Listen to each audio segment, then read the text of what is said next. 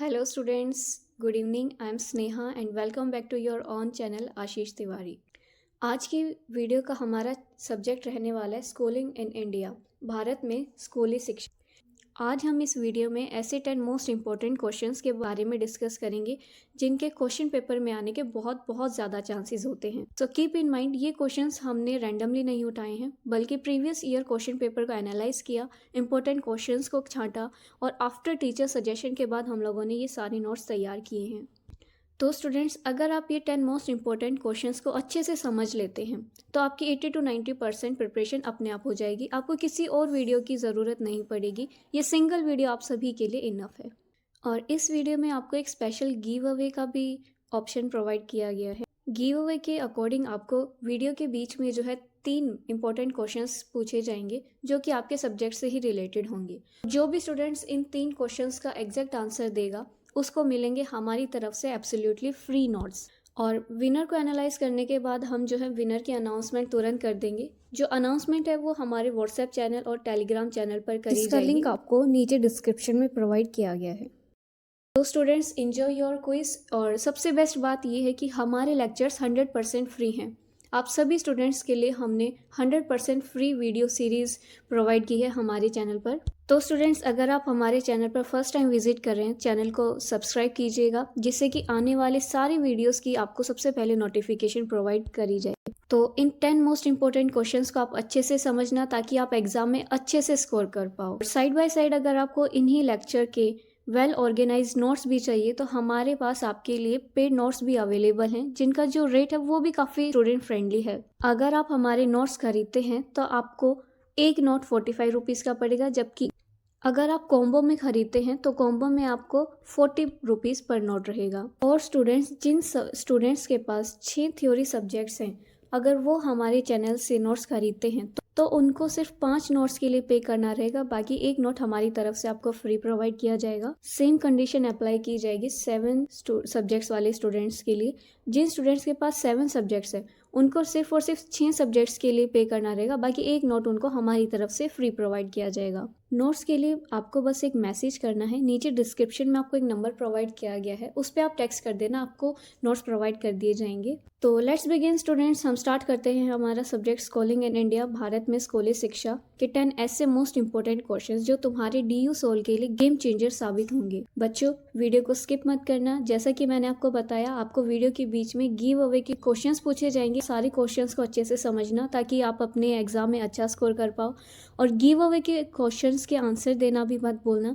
अगर आप आंसर्स अच्छे से करेक्ट आंसर प्रोवाइड करेंगे तो आपको हमारी ओर से फ्री नोट्स प्रोवाइड होंगे। स्टूडेंट्स, गिव अवे के सारे क्वेश्चन बहुत ही इजी होंगे। आप इजी क्वेश्चंस के आंसर देके फ्री नोट्स पा सकते हैं। हम हमारी वीडियो को स्टार्ट करते हैं।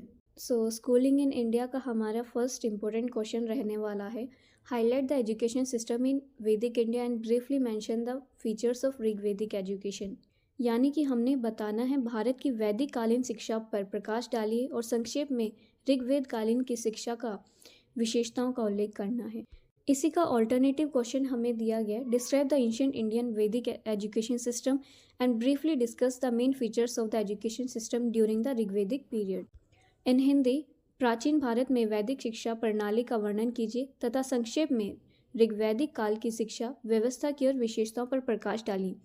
यानी कि ओवरऑल हमने एजुकेशन सिस्टम के बारे में बताना है कि वैदिक इंडिया में एजुकेशन सिस्टम कैसा था और ऋग्वेदा पीरियड के टाइम पे हमें एजुकेशन सिस्टम में क्या क्या अच्छी चीज़ें देखने को मिलती है वो हमें इसमें बताना है। तो जैसा कि हम जानते हैं, आंसर देते वक्त हमें सबसे पहले आंसर का जो है इंट्रोडक्शन देना होता है, परिचय हम लोग बताएंगे। परिचय में हम लोग ये बताएंगे कि पुराने टाइम पे जो एजुकेशन सिस्टम था वो काफ़ी ज़्यादा हाईली डेवलप्ड था, वेल ऑर्गेनाइज और प्रैक्टिकल था। यानी कि प्राचीन शिक्षा प्रणाली जो है काफ़ी ज़्यादा विकसित थी, सुव्यवस्थित थी और जीवन उपयोगी थी। ऐसा माना जाता है जो वैदिक टाइम पे एजुकेशन सिस्टम होती थी वहाँ पे हमारी शुरुआत हो जाती है इंडियन कल्चर की, रिलीजन की, फ़िलॉसफी की। फ़िलॉसफी का मतलब होता है जब हम हमारी लाइफ के बारे में स्टडी करते हैं कि हम क्या हैं, हमारे लिए अच्छा बुरा क्या है, हमारी लाइफ का पर्पस क्या है। ये सब जब हम नॉलेज करते हैं तो वो फ़िलॉसफी की कैटेगरी में आता है। ठीक है, तो यानी कि वैदिक काल में जो शिक्षा का मुख्य उद्देश्य था शिक्षा का मुख्य उद्देश्य सिर्फ ज्ञान प्रदान करना नहीं होता था, बल्कि व्यक्ति का ओवरऑल विकास करना, यानी कि होलिस्टिक डेवलपमेंट। सिर्फ और सिर्फ उसे नॉलेज प्रोवाइड नहीं करनी है, उसका फिजिकल डेवलपमेंट हो, मेंटल डेवलपमेंट हो, ओवरऑल डेवलपमेंट करना जो है वैदिक टाइम पे एजुकेशन सिस्टम का एम माना जाता था। क्योंकि जो वैदिक एजुकेशन सिस्टम था वो ज़्यादा जो है अपना फोकस रखता था नैतिकता पर, अनुशासन पर, आत्मज्ञान पर और सामाजिक कर्तव्यों पर विशेष बल देता था। एजुकेशन सिस्टम जो वैदिक टाइम पे होता था उसका मेन फोकस होता था morality, discipline, self knowledge, social duties. और ऐसा माना जाता है जो ऋग्वेदिक पीरियड था ना, वहीं पे हमारी जो है वैदिक एजुकेशन की स्टार्टिंग हो चुकी थी। ऋग्वेदिक काल को वैदिक शिक्षा का प्रारंभिक महत्वपूर्ण चरण माना जाता है। तो इंट्रोडक्शन के बाद हमारा आंसर आएगा मेन पार्ट पर, जिसमें हम सबसे पहले पढ़ेंगे वैदिक पीरियड एजुकेशन सिस्टम के स्ट्रक्चर के बारे में, कि जो वैदिक काल में जो शिक्षा होती थी उसका स्वरूप कैसा था। फर्स्ट पॉइंट है हमारा पर्पस ऑफ एजुकेशन, शिक्षा का उद्देश्य। पुराने टाइम पे जो वैदिक एजुकेशन होता था उसका जो मेन पर्पस होता था वो होता था स्टूडेंट का कैरेक्टर बिल्डअप करना, चरित्र निर्माण करना, सेल्फ डिसिप्लिन करना, आत्म संयम बनाना, धर्म पर ज़्यादा उसका फोकस करवाना कि धर्म का वो पालन करे, ओवर प्रिपरेशन फॉर लाइफ, जैसा कि हमने अभी ऊपर देखा होलिस्टिक डेवलपमेंट करना इसका मेन पर्पस था। गुरुकुल का सिस्टम था, शिक्षा गुरुकुलों में दी जाती थी जहाँ विद्यार्थी गुरु के आश्रम में बैठकर शिक्षा का ग्रहण करते थे। थर्ड है मीडियम ऑफ एजुकेशन। एजुकेशन का, शिक्षा का माध्यम क्या होता था, कैसे एजुकेशन प्रोवाइड की जाती थी। जैसे आज के टाइम पे हमें बुक्स के थ्रू या फिर हमारे पास काफ़ी ऑनलाइन प्लेटफॉर्म्स है जिसके थ्रू हम जो है स्टूडेंट्स को एजुकेशन प्रोवाइड करते हैं, बट वैदिक काल में ऐसा नहीं था। तो उस टाइम पे एजुकेशन के क्या मीडियम थे वो देखते हैं। पुराने टाइम पे जो एजुकेशन है वो orally, shruti, smriti, recitation and memorising के मेथड से करवाई जाती थी। यानी कि जो शिक्षा का माध्यम होता था वो मौखिक होता था, उसमें बच्चे जो है सुनते थे, समझते थे, पाठ का अध्ययन करते थे। पुराने टाइम पे करिकुलम जो होता था, जो मेन होता था कि उनको किस बेस पे उनको स्टडी करवाई जाएगी, उसके जो मेन सब्जेक्ट्स होते थे वो होते थे Veda, Brahmana, Aranyakas, Upanishad, grammar, astrology, mathematics, Ayurveda and philosophy. ये सारे पुराने सब्जेक्ट्स जो हैं उस टाइम पे इंक्लूड किए जाते थे वैदिक एजुकेशन सिस्टम में। और फिर है हमारा स्टूडेंट और टीचर का रिलेशनशिप कैसा होता था, शिक्षक और शिक्षक संबंध। वैदिक टाइम पे जो स्टूडेंट और टीचर के बीच में रिलेशन होता था वो काफ़ी ज़्यादा रिस्पेक्टेड होता था, एक फैमिली वे में होता था। अब वो सारा आदरपूर्ण होता था, पवित्र होता था, पारिवारिक संबंध होता था। जैसा कि हमने देखा कि जो स्टूडेंट्स होते थे वो गुरुकुल में एजुकेशन गेन करते थे। इसके अलावा उनका जो मेन पर्पस होता था, जो भी स्टूडेंट एजुकेशन गेन कर रहा है उसका पर्पस होता था कि वो अपनी लाइफ को अनुशासन से जिए, डिसिप्लिन के साथ लाइफ जिए, ब्रह्मचार्य जीवन जिए। काफ़ी सिंपल और डिसिप्लिन लाइफ जीना उनके लिए काफ़ी ज़्यादा कंपलसरी था। अब जैसा कि हमसे लास्ट में क्वेश्चन में पूछा गया कि ऋग्वेदिक पीरियड में जो एजुकेशन होती थी उसकी विशेषताएं क्या थी वो बतानी है। फर्स्ट फीचर हमारे ये आता है कि उस टाइम पे जो एजुकेशन होती थी उसका जो मेन सेंटर होता था वो वैदिक पे होता था, वेद पर होता था। वेद उसमें पढ़ाए जाते थे, मंत्र उसमें पढ़ाए जाते थे, यज्ञों का और देव उपासना का पर आधारित थी। यानी कि ऋग्वेदा पीरियड टाइम पे जो एजुकेशन होती थी वो ओवरऑल मंत्र पर डिपेंड थी। यज्ञ के बारे में उसमें बताया जाता था और देवी देवता की पूजा कैसे की जाती है वो सब उसमें बताया जाता था। और दूसरा हमने देखा कि जो उसका मेन फीचर होता था वो मौखिक होता था, कि जो एजुकेशन का मीडियम था वो ओरल था। क्योंकि उस टाइम पे क्या है, कोई रिटर्न मटेरियल्स उन लोगों के पास अवेलेबल नहीं थे, लिखित सामग्री अवेलेबल नहीं थे, इसीलिए उनको कौन सा मेथड अपनाना पड़ता था, श्रवण का, सुनने का और याद रखने का जो है उनका बेसिक मेथड था एजुकेशन गेन करने के लिए।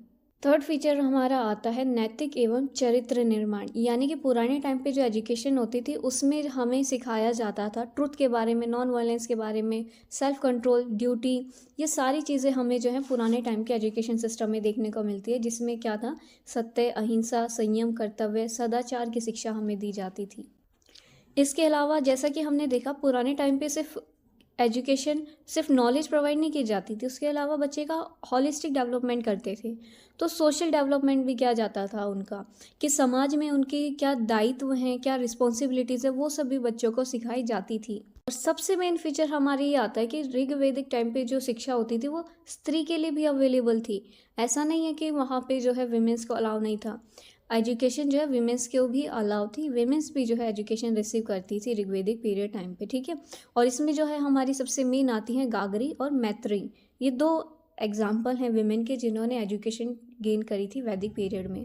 और जैसे कि उस टाइम पे जो है हमें व्यवहारिक शिक्षा भी देखने को मिलती है, प्रैक्टिकल एजुकेशन देखने को मिलती है, जिसमें हमें एग्रीकल्चर के बारे में बताया जाता है, एनिमल हस्बेंड्री के बारे में बताया जाता है, मार्शल स्किल्स भी हमें सिखाई जाती है, और इवन हाउस होल्ड मैनेजमेंट तक हमें जो है ऋग्वेदिक पीरियड एजुकेशन का एक फीचर देखने को मिलता है। क्या क्या हमें सिखाया जाता था? कृषि सिखाई जाती थी, पशुपालन सिखाया जाता था, युद्ध कला हमें सिखाई जाती थी, गृहस्थी जीवन की शिक्षा भी हमें दी जाती थी ऋग्वेदिक टाइम पे। तो अब हम क्वेश्चन का कंक्लूजन देखते हैं कि हमारा निष्कर्ष क्या रहेगा।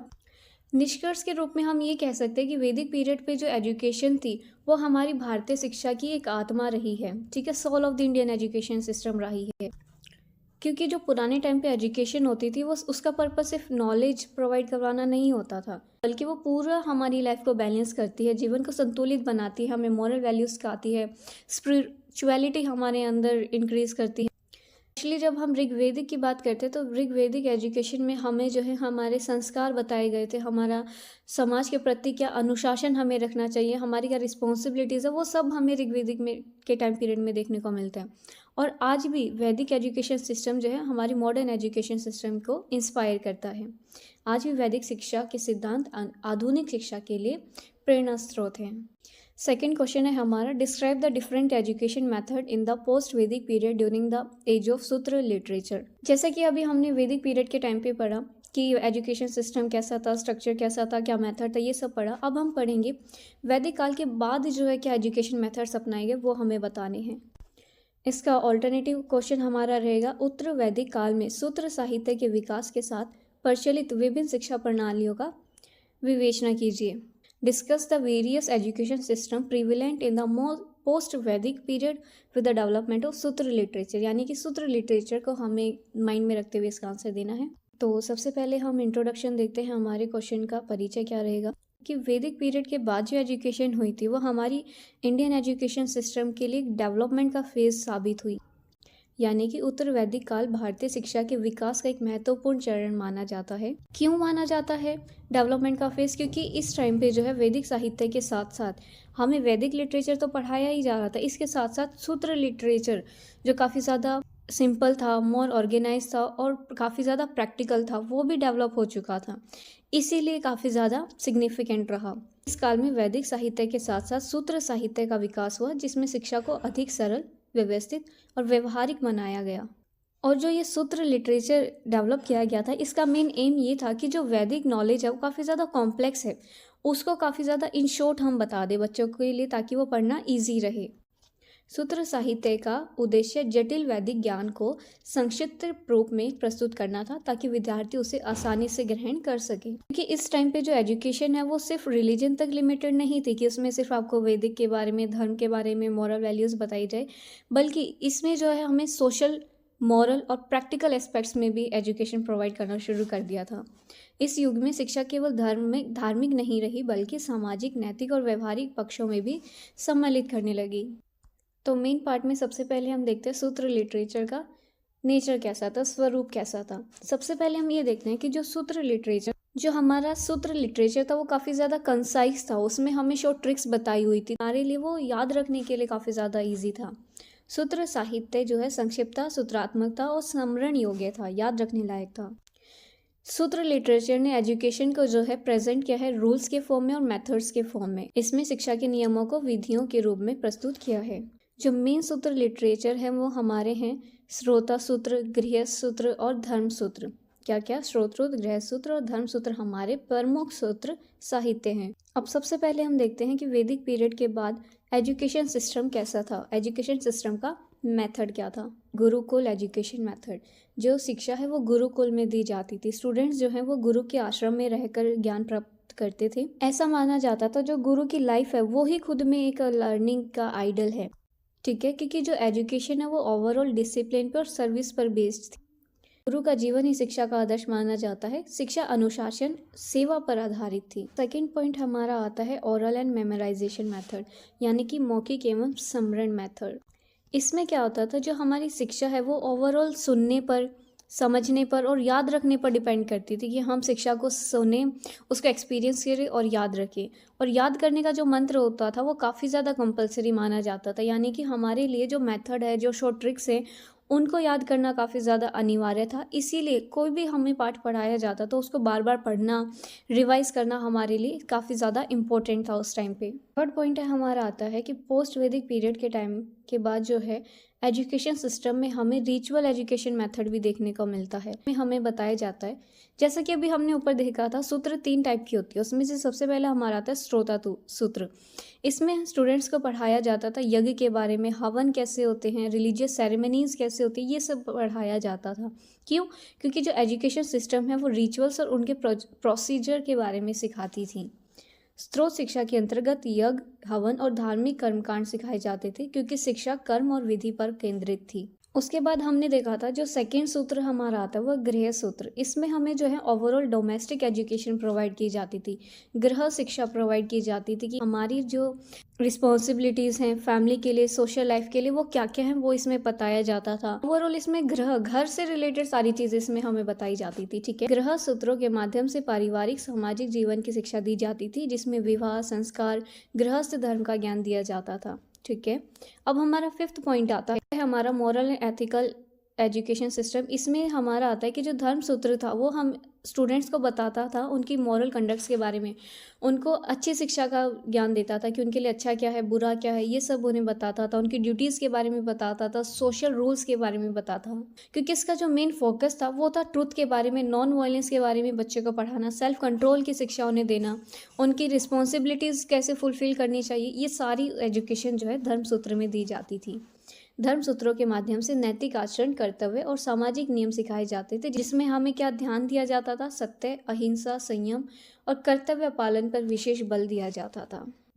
अब लास्ट पॉइंट है हमारा question and answer with dialogue method, प्रश्न उत्तर एवं संवाद पद्धति।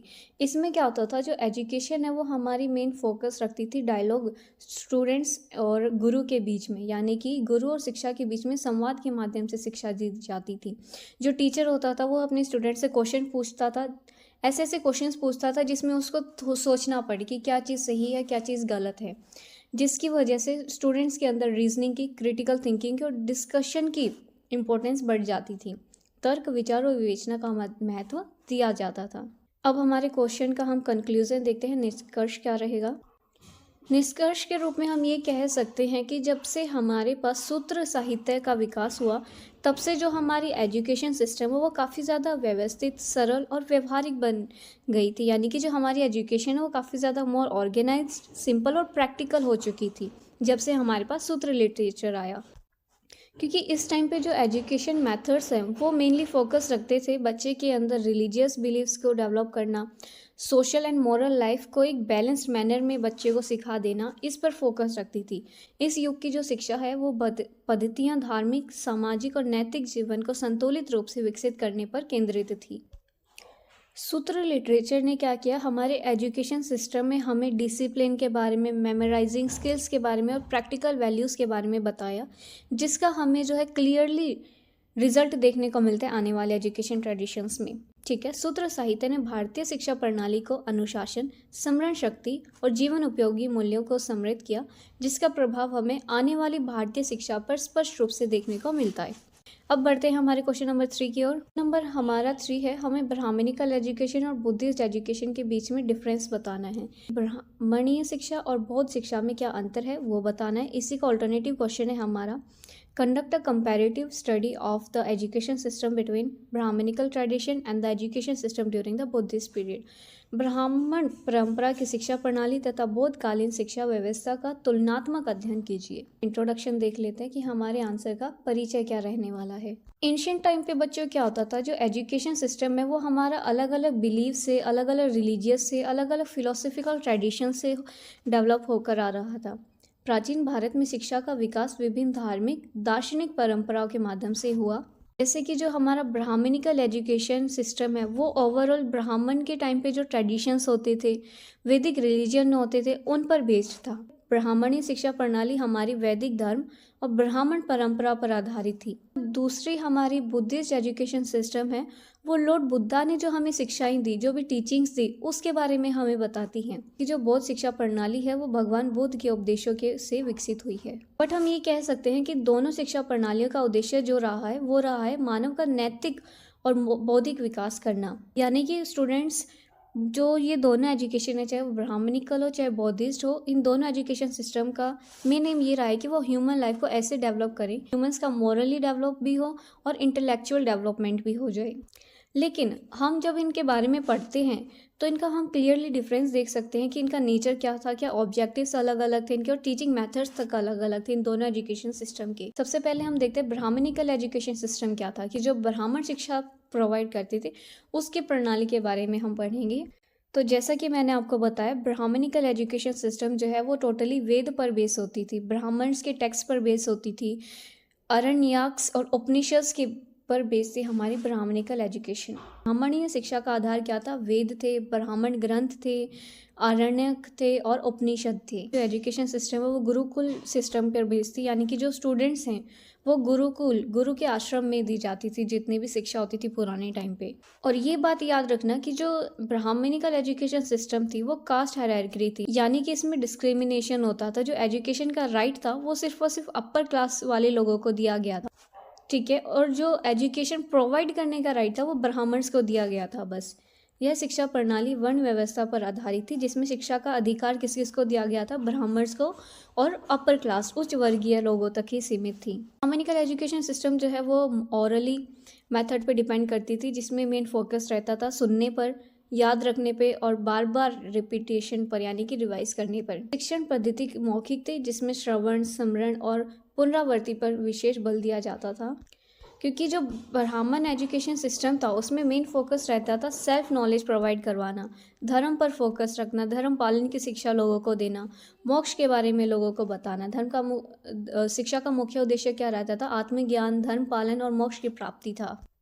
एजुकेशन जो है वो लिमिटेड थी, विमेंस को तो अलाउ ही नहीं था कि वो एजुकेशन प्रोवाइड करें, क्योंकि उस टाइम पे जो भी हमारे रॉन्ग रूल्स थे वो सारे एप्लीकेबल थे। शिक्षा का दायरा सीमित था, समाज में कठोर अनुशासन का पालन कराया जाता था। तो ये हमारा था ब्राह्मणिकल एजुकेशन सिस्टम के बारे में। अब हम देखते हैं बुद्धिस्ट शिक्षा प्रणाली के बारे में। तो जो बुद्धिस्ट एजुकेशन सिस्टम है वो त्रिपिटका पर बेस्ड था, जिसमें हमें 8 फोल्ड बताए गए हैं और बुद्धा की टीचिंग के बारे में बताया गया है। त्रिपिटक पर ये बेस्ड थी, जिसमें हमें अष्टांग थ्योरी के बारे में बताया गया है कि हमारे लिए 8 मेन टीचिंग्स क्या हैं, और बुद्धिस्ट की जो उपदेश हैं वो सारी इसमें बताए गए हैं। बट बुद्धिस्ट एजुकेशन सिस्टम जो है वो विहर्स में होती थी, मोनास्ट्रीज में, संघ्स में होती थी। शिक्षा विहारों में की जाती थी, ठीक है। बौद्ध एजुकेशन सिस्टम है वो इक्वालिटी की प्रिंसिपल बेस्ड थी, इसमें कोई डिस्क्रिमिनेशन नहीं था, कास्ट के ऊपर नहीं था, क्लास के ऊपर नहीं था, ना जेंडर के ऊपर था। इसमें शिक्षा प्रणाली वो ओवरऑल समानता, इक्वालिटी के ऊपर दी जाती थी। इसमें किसी भी टाइम का भेदभाव नहीं था, ना जाति का, ना वर्ग, ना लिंग का। इसमें भी सेम मेथड अपनाया गया था, डायलॉग, क्वेश्चन आंसर सेशन इसमें भी इंक्लूड किया गया था, जो शिक्षा की संवाद, प्रश्नोत्तर, वाद विवाद पर आधारित था, जिससे कि बच्चों के बीच में क्रिटिकल थिंकिंग, रीजनिंग का भी डेवलप हो सके। इनकी एजुकेशन का जो मेन एम था वो होता था निर्वाण, यानी कि मोक्ष की प्राप्ति था, लेकिन सोशल वेलफेयर को प्रमोट करने के साथ साथ शिक्षा का उद्देश्य क्या था? निर्वाण की प्राप्ति करना, साथ साथ सामाजिक कल्याण करना। और जैसा कि हमने देखा कि इक्वालिटी के प्रिंसिपल पर बेस्ड थी, इसीलिए जो है इसमें स्त्रियों को शिक्षा प्राप्ति का अवसर दिया गया था। जो है एजुकेशन है वो काफ़ी ज़्यादा प्रैक्टिकल थी।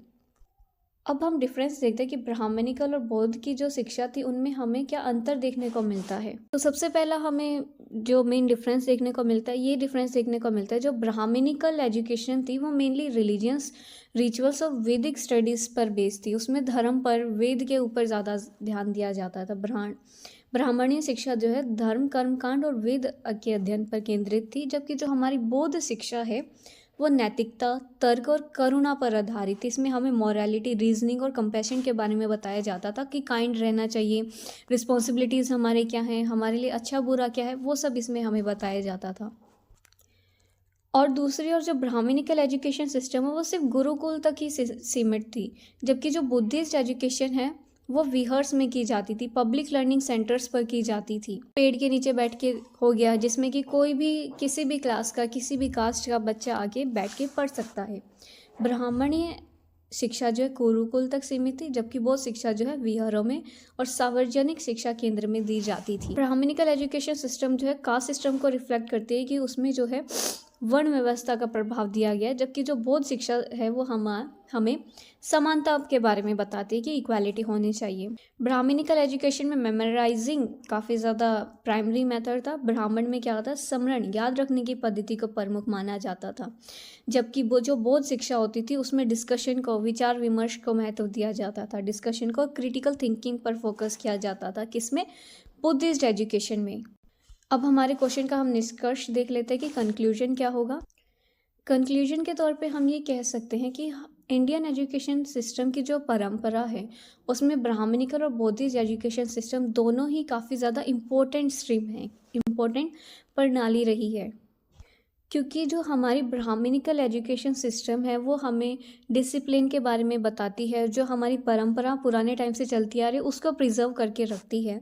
वहीं जो बुद्धिस्ट एजुकेशन सिस्टम है वो इक्वालिटी को प्रमोट करती है, रीजनिंग को प्रमोट करती है, सोसाइटी में क्या क्या रिफॉर्म्स होने चाहिए उन सब को प्रमोट करती है। ब्राह्मणीय शिक्षा आध्यात्मिक अनुशासन और परंपरा की रक्षा करती थी, वहीं बौद्ध शिक्षा ने समानता, तर्क और सामाजिक सुधार को बढ़ावा दिया। हम कह सकते हैं कि दोनों ही सिस्टम ने अपना अपना योगदान दिया है इंडियन सोसाइटी को डेवलपमेंट करने में, और एजुकेशन सिस्टम को अपना अपना अच्छा रास्ता प्रोवाइड करने में इन्होंने योगदान दिया है। दोनों प्रणालियों ने अपने अपने ढंग से भारतीय समाज और शिक्षा के विकास में महत्वपूर्ण योगदान दिया है। क्वेश्चन नंबर 4 आता है, जिसमें हमें बताना है कि इस्लामिक एजुकेशन सिस्टम जो इंडिया में है वो कैसे राइज हुआ, उसके क्या क्या फीचर्स है वो हमें बताने हैं। भारत में इस्लामी शिक्षा के उदय एवं विशेषताओं का वर्णन करना है। सेम ऑल्टरनेटिव क्वेश्चन में सेम वही चीज़ बोली गई है कि जो मुस्लिम इस्लामिक एजुकेशन सिस्टम था इंडिया में उसके डेवलपमेंट के बारे में बताना है, उसके फीचर्स को हाईलाइट करना है कि ये जो शिक्षा प्रणाली थी इस्लामी शिक्षा प्रणाली की विकास को बताओ और उसकी क्या क्या प्रमुख विशेषताएं रही हैं उन पर प्रकाश डालो। तो आंसर नंबर 4 के लिए हम सबसे पहले इंट्रोडक्शन देखते हैं कि हमारे क्वेश्चन का परिचय क्या रहने वाला है। परिचय में हम लोग ये बताएंगे जो इस्लामिक एजुकेशन सिस्टम है उसका राइज जो है मुस्लिम रूलर्स के आने के बाद हुआ, यानी कि भारत में इस्लामी शिक्षा का जो उदय है वो मुस्लिम शासकों के आगमन के साथ हुआ था। इस एजुकेशन का जो इस्लामिक एजुकेशन सिस्टम था इसका मेन ऑब्जेक्टिव ये था कि जो इस्लाम के मेन प्रिंसिपल्स है उनको फैलाना और ऐसे इंडिविजुअल्स का डेवलपमेंट करना जिसमें नॉलेज हो, एडमिनिस्ट्रेशन की नॉलेज हो, रिलीजियस की नॉलेज हो, मॉरल की नॉलेज हो। शिक्षा प्रणाली का मुख्य उद्देश्य क्या था? इस्लाम के धर्म के सिद्धांतों का प्रचार करना और प्रशासनिक, धार्मिक और नैतिक रूप से योग्य व्यक्तियों का निर्माण करना। और टाइम टू टाइम जो इस्लामिक एजुकेशन सिस्टम है उसने रिलीजियस एजुकेशन को ही मेन मोटिव नहीं रखा कि वो स्टूडेंट्स में सिर्फ रिलीजियस एजुकेशन ही फैलाएंगे, नहीं, उन्होंने टाइम के साथ सेक्युलर सब्जेक्ट्स में इसमें इंक्लूड कर दिया। सेक्युलर सब्जेक्ट्स ऐसे सब्जेक्ट्स होते हैं जिसमें आपको रिलीजियस के बारे में नहीं पढ़ाया जाता, रिलीजियस से हट के आपको जनरल वर्ल्ड की नॉलेज प्रोवाइड की जाती है। लाइक आज के टाइम पे जो आप सब्जेक्ट्स पढ़ रहे हैं वो सेक्युलर सब्जेक्ट्स हैं, जैसे कि आपका मैथ, साइंस, हिस्ट्री, जियोग्राफी, ये सारे सेक्युलर सब्जेक्ट्स हैं। तो time to time Islamic knowledge ने रिलीजियस एजुकेशन से हट के सेक्युलर सब्जेक्ट्स को भी इंक्लूड किया। ठीक है, समय के साथ साथ इस्लामी शिक्षा प्रणाली का विकास हुआ और इसमें धार्मिक शिक्षा के साथ साथ लैंगिक विषयों को भी सम्मिलित किया। और जो ये इस्लामिक एजुकेशन सिस्टम था इसने हमारे इंडियन एजुकेशन सिस्टम को एक नया डायमेंशन प्रोवाइड किया, एक नया रूप प्रोवाइड किया। इस प्रणाली ने भारतीय शिक्षा की परंपरा को एक नया स्वरूप प्रदान किया। आंसर का मुख्य भाग देखने के लिए सबसे पहले हम पार्ट ये देखेंगे कि भारत में इस्लामिक शिक्षा का उदय कैसे हुआ, राइज कैसे हुआ। तो जो इस्लामिक एजुकेशन सिस्टम है उसकी शुरुआत होती है जब अरब ट्रेडर्स हमारे इंडिया में आते हैं, जो मुस्लिम इन्वेजन्स हमारे इंडिया में स्टार्ट हो जाते हैं। तब भारत में इस्लामिक शिक्षा का आरंभ जो है अरब व्यापारियों और मुस्लिम आक्रमणों के साथ किया गया था। ऐसा माना जाता है जो इस्लाम एजुकेशन सिस्टम है वो फ्लरिश्ड, अच्छे से डेवलप कब हुई थी? दिल्ली सल्तनत के टाइम पर, मुगल पीरियड के टाइम पे। दिल्ली सल्तनत और मुगल काल में इस्लामी शिक्षा का विशेष विकास हुआ था। और उस टाइम पे जितने भी हमारे वेल्दी लोग थे, यानी कि अमीर लोग थे, जो रूलर्स थे, उन्होंने क्या किया, मदरास बनवाए, मकताब्स बनवाए और मौसिक बनवाए, जैसे कि हम जिसमें कि एजुकेशन प्रोवाइड की जा सके। शासकों और उम्मीदवारों ने क्या करा, मदरसे बनवाए, मकतब बनवाए और मस्जिदों की स्थापना की। ठीक है। और जब ये इस्लाम में एजुकेशन स्टार्ट हुआ तो इसने क्या, स्टेट का सपोर्ट इसको प्रोवाइड हुआ, यानी कि हमारे किंग का इसमें सपोर्ट हुआ। और जो टीचर्स थे इसमें उनको भी पेड सैलरीज प्रोवाइड की जाती थी, यानी कि शिक्षा को राज्य संरक्षण प्राप्त था और शिक्षकों को वेतन तक दिया जाता था, यानी कि काफ़ी ज़्यादा मान्यता था तो थी इस एजुकेशन सिस्टम की। और इसमें जो एजुकेशन प्रोवाइड की जाती थी वो मेनली किस लैंग्वेज में प्रोवाइड की जाती थी, पर्शियन में और अरेबिक में प्रोवाइड की जाती थी। सिंपल सी बात है, अगर हम इस्लाम यानी कि मुस्लिम रूलर्स एजुकेशन प्रोवाइड करें तो वो फ़ारसी का और अरेबिक भाषा का यूज़ करेंगे। अब हम देखते हैं कि इस्लामिक एजुकेशन के मेन सेंटर्स क्या थे, किस किस प्रणालियों के थ्रू शिक्षा प्रदान की जाती थी। तो सबसे पहला है हमारा मकतब। मकतब जो है हमारा प्राइमरी एजुकेशन के लिए सेंटर था, जिसमें हमें कुरान, लेखन और गणना सिखाई जाती थी, अरिथमेटिक, राइटिंग और कुरान के बारे में बताया जाता था। हमारा मद्रास। मद्रास हमारा हायर एजुकेशन का सेंटर था, जिसमें हमें रिलीजियस और सेक्युलर सब्जेक्ट्स दोनों पढ़ाए जाते थे। ठीक है। थर्ड है हमारा मॉस्क्यू यानी कि मस्जिद। इसमें हमें जो है रिलीजियस इंस्ट्रक्शंस के बारे में और मॉरल टीचिंग्स के बारे में बताया जाता था। धार्मिक शिक्षा और नैतिक उपदेशों का केंद्र था मस्जिद। अब हम देखते हैं कि इस्लामिक एजुकेशन सिस्टम के मेन फीचर्स क्या थे, इसकी क्या क्या विशेषताएं थी। सबसे पहला ये रिलीजियस बेसिस पर थी, यानी कि जो एजुकेशन है वो किस पर फोकस थी, कुरान पर, हदीस पर और इस्लामी कानून जो हमारा शरिया होता है उस पर फोकस करती थी। कुरान आप सभी को पता है, हदीस का जिसमें प्रॉफिट मोहम्मद के टीचिंग्स के बारे में लिखा गया है वो बुक होती है। ठीक है। और शरिया जो है एक इस्लामिक लॉ है जिसमें हमारे सारे सोशल रिस्पॉन्सिबिलिटीज़ के बारे में लिखा हुआ है। सेकेंड फीचर हम लोगों ने खुद देखा कि इसमें हमें इंटीग्रेशन देखने को मिलता है रिलीजियस के साथ साथ सेक्युलर सब्जेक्ट्स का, यानी कि सिर्फ इसमें धार्मिक शिक्षा प्रोवाइड नहीं की जाती, सेक्युलर सब्जेक्ट जैसे कि मैथ्स, एस्ट्रोनॉमी, मेडिसिन, फिलॉसफी और हिस्ट्री जैसे सब्जेक्ट्स भी पढ़ाए जाते थे। ठीक है। धार्मिक एवं लैंगिक विषयों का समन्वय, गणित, खगोल विज्ञान, चिकित्सा, दर्शन, इतिहास जैसे विषय भी पढ़ाए जाते थे। मीडियम हमने देखा एजुकेशन का मीडियम क्या होता था, अरेबिक होता था शुरुआत में तो, लेकिन बाद में पर्शियन भी इसमें इंक्लूड कर दिया गया मीडियम के लिए। ठीक है। अरबी और फारसी भाषा का प्रमुख माध्यम बनी। इस्लामिक एजुकेशन सिस्टम का फोर्थ फीचर हमारा आता है रिस्पेक्ट फॉर टीचर्स, यानी कि शिक्षक का सम्मान। इसमें टीचर्स को हाईली रिस्पेक्ट प्रोवाइड की जाती थी, क्योंकि जो एजुकेशन है वो ओवरऑल मॉरल डिसिप्लिन पर बेस्ड थी। शिक्षा को अत्यधिक सम्मान प्राप्त किया जाता था तथा शिक्षा नैतिक अनुशासन पर आधारित थी। लास्ट फीचर हमारा आता है डिसिप्लिन एंड मॉरल एजुकेशन, अनुशासन एवं नैतिक शिक्षा, यानी कि इस्लामिक एजुकेशन सिस्टम का जो मेन फोकस होता था वो होता था ओबीडियंस पर, यानी कि हमें अच्छे गुण सिखाना, सिंप्लिसिटी सिखाना, रिलीजियस कंडक्ट्स के बारे में बताना था।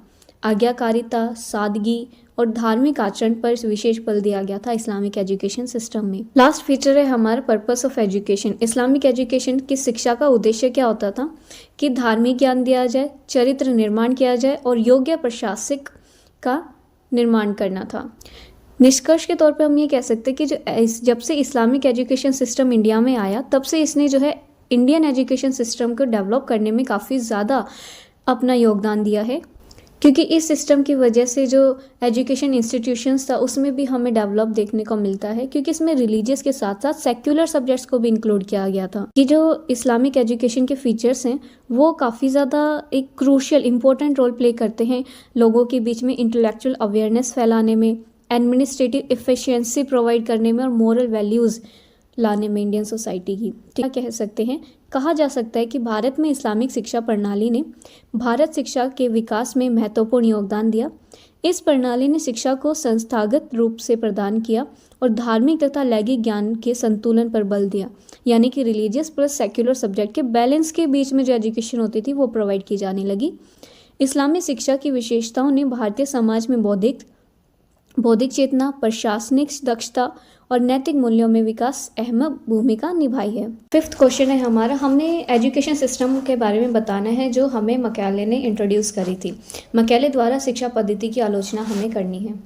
इंट्रोडक्शन में हम ये कह सकते हैं कि जो हम आज के टाइम पे मॉडर्न वेस्टर्न एजुकेशन सिस्टम देखते हैं वो ओवरऑल बेस्ड थी लॉर्ड मैकेले के प्रेजेंटेशन पर।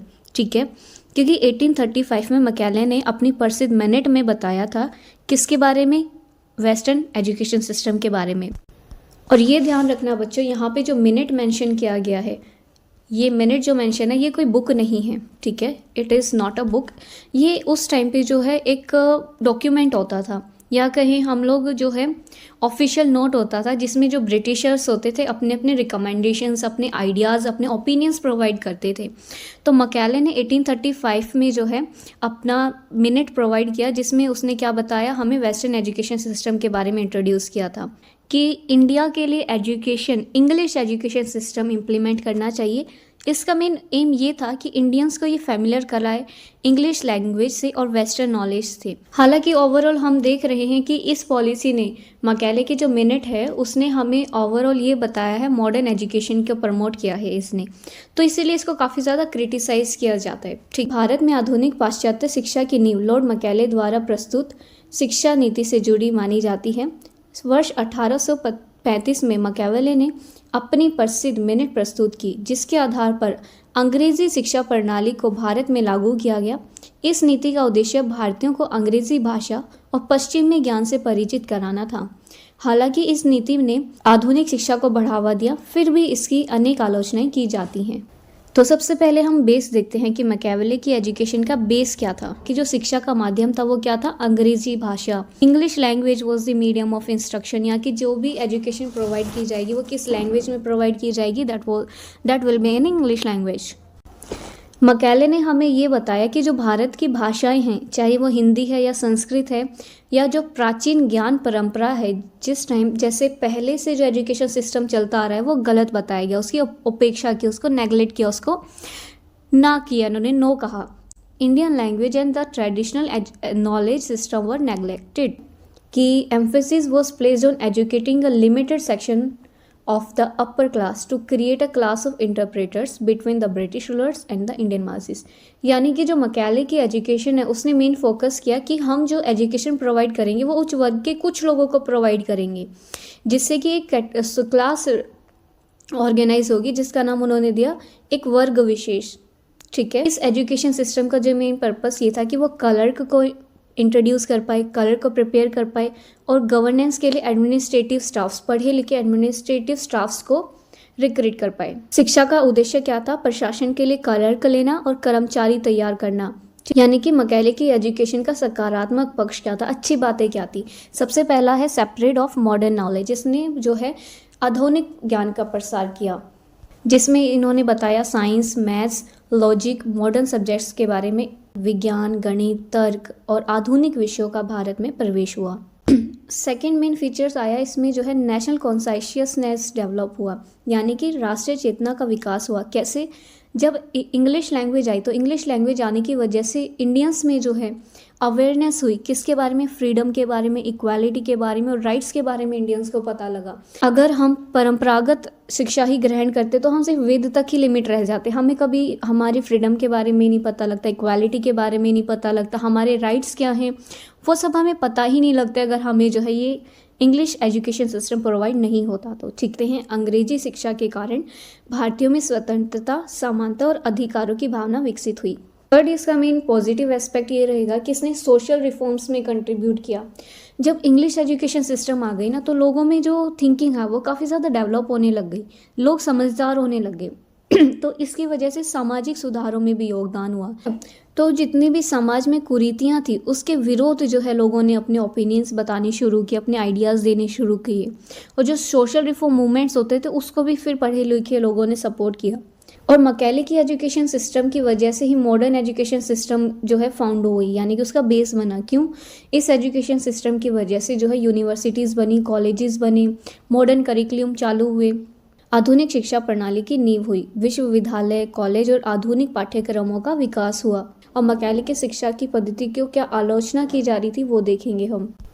तो सबसे पहले इसकी जो आलोचना की जा रही थी वो की जा रही थी कि भारतीय भाषाओं की अपेक्षा की जाने लगी, यानी कि जो भारत में पहले से भाषा थी जैसे कि संस्कृत, अरबी, फारस और भारतीय भाषाओं को हेट दृष्टि से देखा गया, यानी कि सबको बुरी लगने लग गई कि ये सारी तो गंदी लैंग्वेज है। एजुकेशन जो है वो सिर्फ और सिर्फ इंग्लिश में होनी चाहिए, वही एक सुपीरियर और स्टैंडर्ड वाली लैंग्वेज है। Neglect of Indian languages like Sanskrit Arabic, Persian and other Indian languages were looked down upon. और इसकी वजह से क्या हुआ कि जो हमारी संस्कृति थी, परंपरा हमारी जो चलती आ रही थी, वो ख़त्म होने लग गई, क्योंकि सारे लोग जो है मॉडर्निटी की ओर भागने लग गए। भारतीय संस्कृति में विमुखता, शिक्षा भारतीय संस्कृति परंपराओं से कटाव पैदा करने लगी, यानी कि अलिनेशन फ्रॉम इंडियन कल्चर। जब लोगों को मॉडर्न कल्चर के बारे में पता लगा तो उनको इंडियन कल्चर काफ़ी ज़्यादा बुरा लगने लगा, इन्फीरियर लगने लगा। Education led to a disconnect from Indian culture and traditions. But इसका नेगेटिव पॉइंट ये भी माना गया, जैसे कि ऊपर पॉइंट उन्होंने कहा था कि हम जो एजुकेशन प्रोवाइड करेंगे वो लिमिटेड क्लास तक ही प्रोवाइड करेंगे, ठीक है। तो जो हमारी मेजोरिटी थी लोगों की, वो तो डिप्राइव्ड हो जाएगी, वो तो अनपढ़ ही रह जाएगी। साधारण की अपेक्षा शिक्षा केवल सीमित वर्ग तक सीमित रही, जिससे कि जो हमारी आम जनता है वो वंचित रह गई। और इसमें सेक्युलर सब्जेक्ट्स को ज़्यादा इंक्लूड किया गया था, तो इसकी वजह से जो हमारे वोकेशनल एजुकेशन थी उसकी कमी आने लग गई, जैसे कि एग्रीकल्चर, हैंडीक्राफ्ट, टेक्निकल नॉलेज को इग्नोर किया गया कि ये किसी काम की नहीं है। कृषि, हस्तशिल्प और तकनीकी शिक्षा को महत्व नहीं दिया गया। अब इसमें एजुकेशन जो है ब्रिटिश लोग प्रोवाइड कर रहे हैं, तो ब्रिटिशर्स का मेन रोल ये थोड़ी ना रहेगा कि वो इंडियंस को इंटेलेक्चुअली डेवलपमेंट करे, उनको अच्छा खास अच्छी बुराई के बारे में बताए। नहीं, उनका मेन एम तो यही था कि वो ब्रिटिश रूल को स्ट्रेंथ करे, ब्रिटिश रूल के एडमिनिस्ट्रेशन को स्ट्रेंथ करे, जिससे कि उनका कंट्रोल बना रहे। तो कंक्लूजन के तौर पे हम ये कह सकते हैं कि जो मैकेले की एजुकेशन सिस्टम थी उसने मॉडर्न एजुकेशन सिस्टम को तो इंट्रोड्यूस किया इंडिया में, लेकिन ये जो इंडिया का कल्चर था, इंडिया की जो ट्रेडिशंस थी, इंडिया की जो नीड्स थी, उसके अकॉर्डिंग नहीं थी। क्योंकि जो ये पॉलिसी थी ये मोटिवेट कर रही थी सिर्फ कॉलोनियल इंटरेस्ट को, सिर्फ ब्रिटिश लोगों के इंटरेस्ट में थी। जो इंडियन एजुकेशन सिस्टम, जो ट्रेडिशनल इंडियन एजुकेशन सिस्टम था, उसको ये नेगलेक्ट करती थी। हालांकि हम ये देखते हैं कि जिन जिन लोगों ने इस एजुकेशन सिस्टम से एजुकेशन गेन करी, वो एजुकेटेड क्लास जो है एक सिग्निफिकेंट रोल प्ले करती है जब नेशनल मूवमेंट्स हुए और मॉडर्न इंडिया बिल्ड करने में। तो इसलिए एट लास्ट हम ये कह सकते हैं कि जो मैकेले की एजुकेशन सिस्टम थी उसको हम पूरे तरीके से नेगलेक्ट नहीं कर सकते कि ये अच्छी नहीं है, बल्कि हम उसको फुली तरीके से एक्सेप्ट भी नहीं कर सकते। हमें जो है हमारे इंडियन के कल्चर, ट्रेडिशन और नीड्स के बीच में और मॉडर्निटी के बीच वाली एजुकेशन का अडॉप्ट करना चाहिए। कहा जा सकता है कि मैकेले की शिक्षा नीति ने भारत में आधुनिक शिक्षा की शुरुआत तो की, लेकिन यह जो शिक्षा थी वो भारतीय आवश्यकताओं और सांस्कृतिक मूल्यों के अनुरूप नहीं थी। यह नीति औपनिवेशिक हितों से प्रेरित थी, यानी कि सिर्फ ब्रिटिश लोगों को खुश कर रही थी, जो भारतीय शिक्षा परंपरा है उसकी अपेक्षा करती थी। फिर भी इसके माध्यम से उत्पन्न शिक्षित वर्ग ने आगे चलकर राष्ट्रीय आंदोलन और आधुनिक भारत के निर्माण में महत्वपूर्ण भूमिका निभाई। लेकिन हम देखते हैं कि जिन लोगों ने मैकेले की एजुकेशन सिस्टम के अकॉर्डिंग एजुकेशन गेन की, उन लोगों ने आगे चल के जितने भी नेशनल मूवमेंट्स हुए उसमें एक लीड रोल प्ले किया। मैकेले की शिक्षा पद्धति को ना पूर्ण रूप से स्वीकार किया जा सकता है और ना ही पूर्ण रूप से अस्वीकार किया जा सकता है। क्वेश्चन नंबर 6 है हमारा, discuss the measures for the development of women's education in the context of the education policy in 1986 and its revised policy of 1992। यानी कि इसमें हमें जो है ऐसी एजुकेशन के बारे में बताना है जो विमेंस के हित में थी। ठीक है, एक एजुकेशन पॉलिसी लाई गई थी 1986 में जो विमेंस से रिलेट करती थी, उसके बारे में बताना है।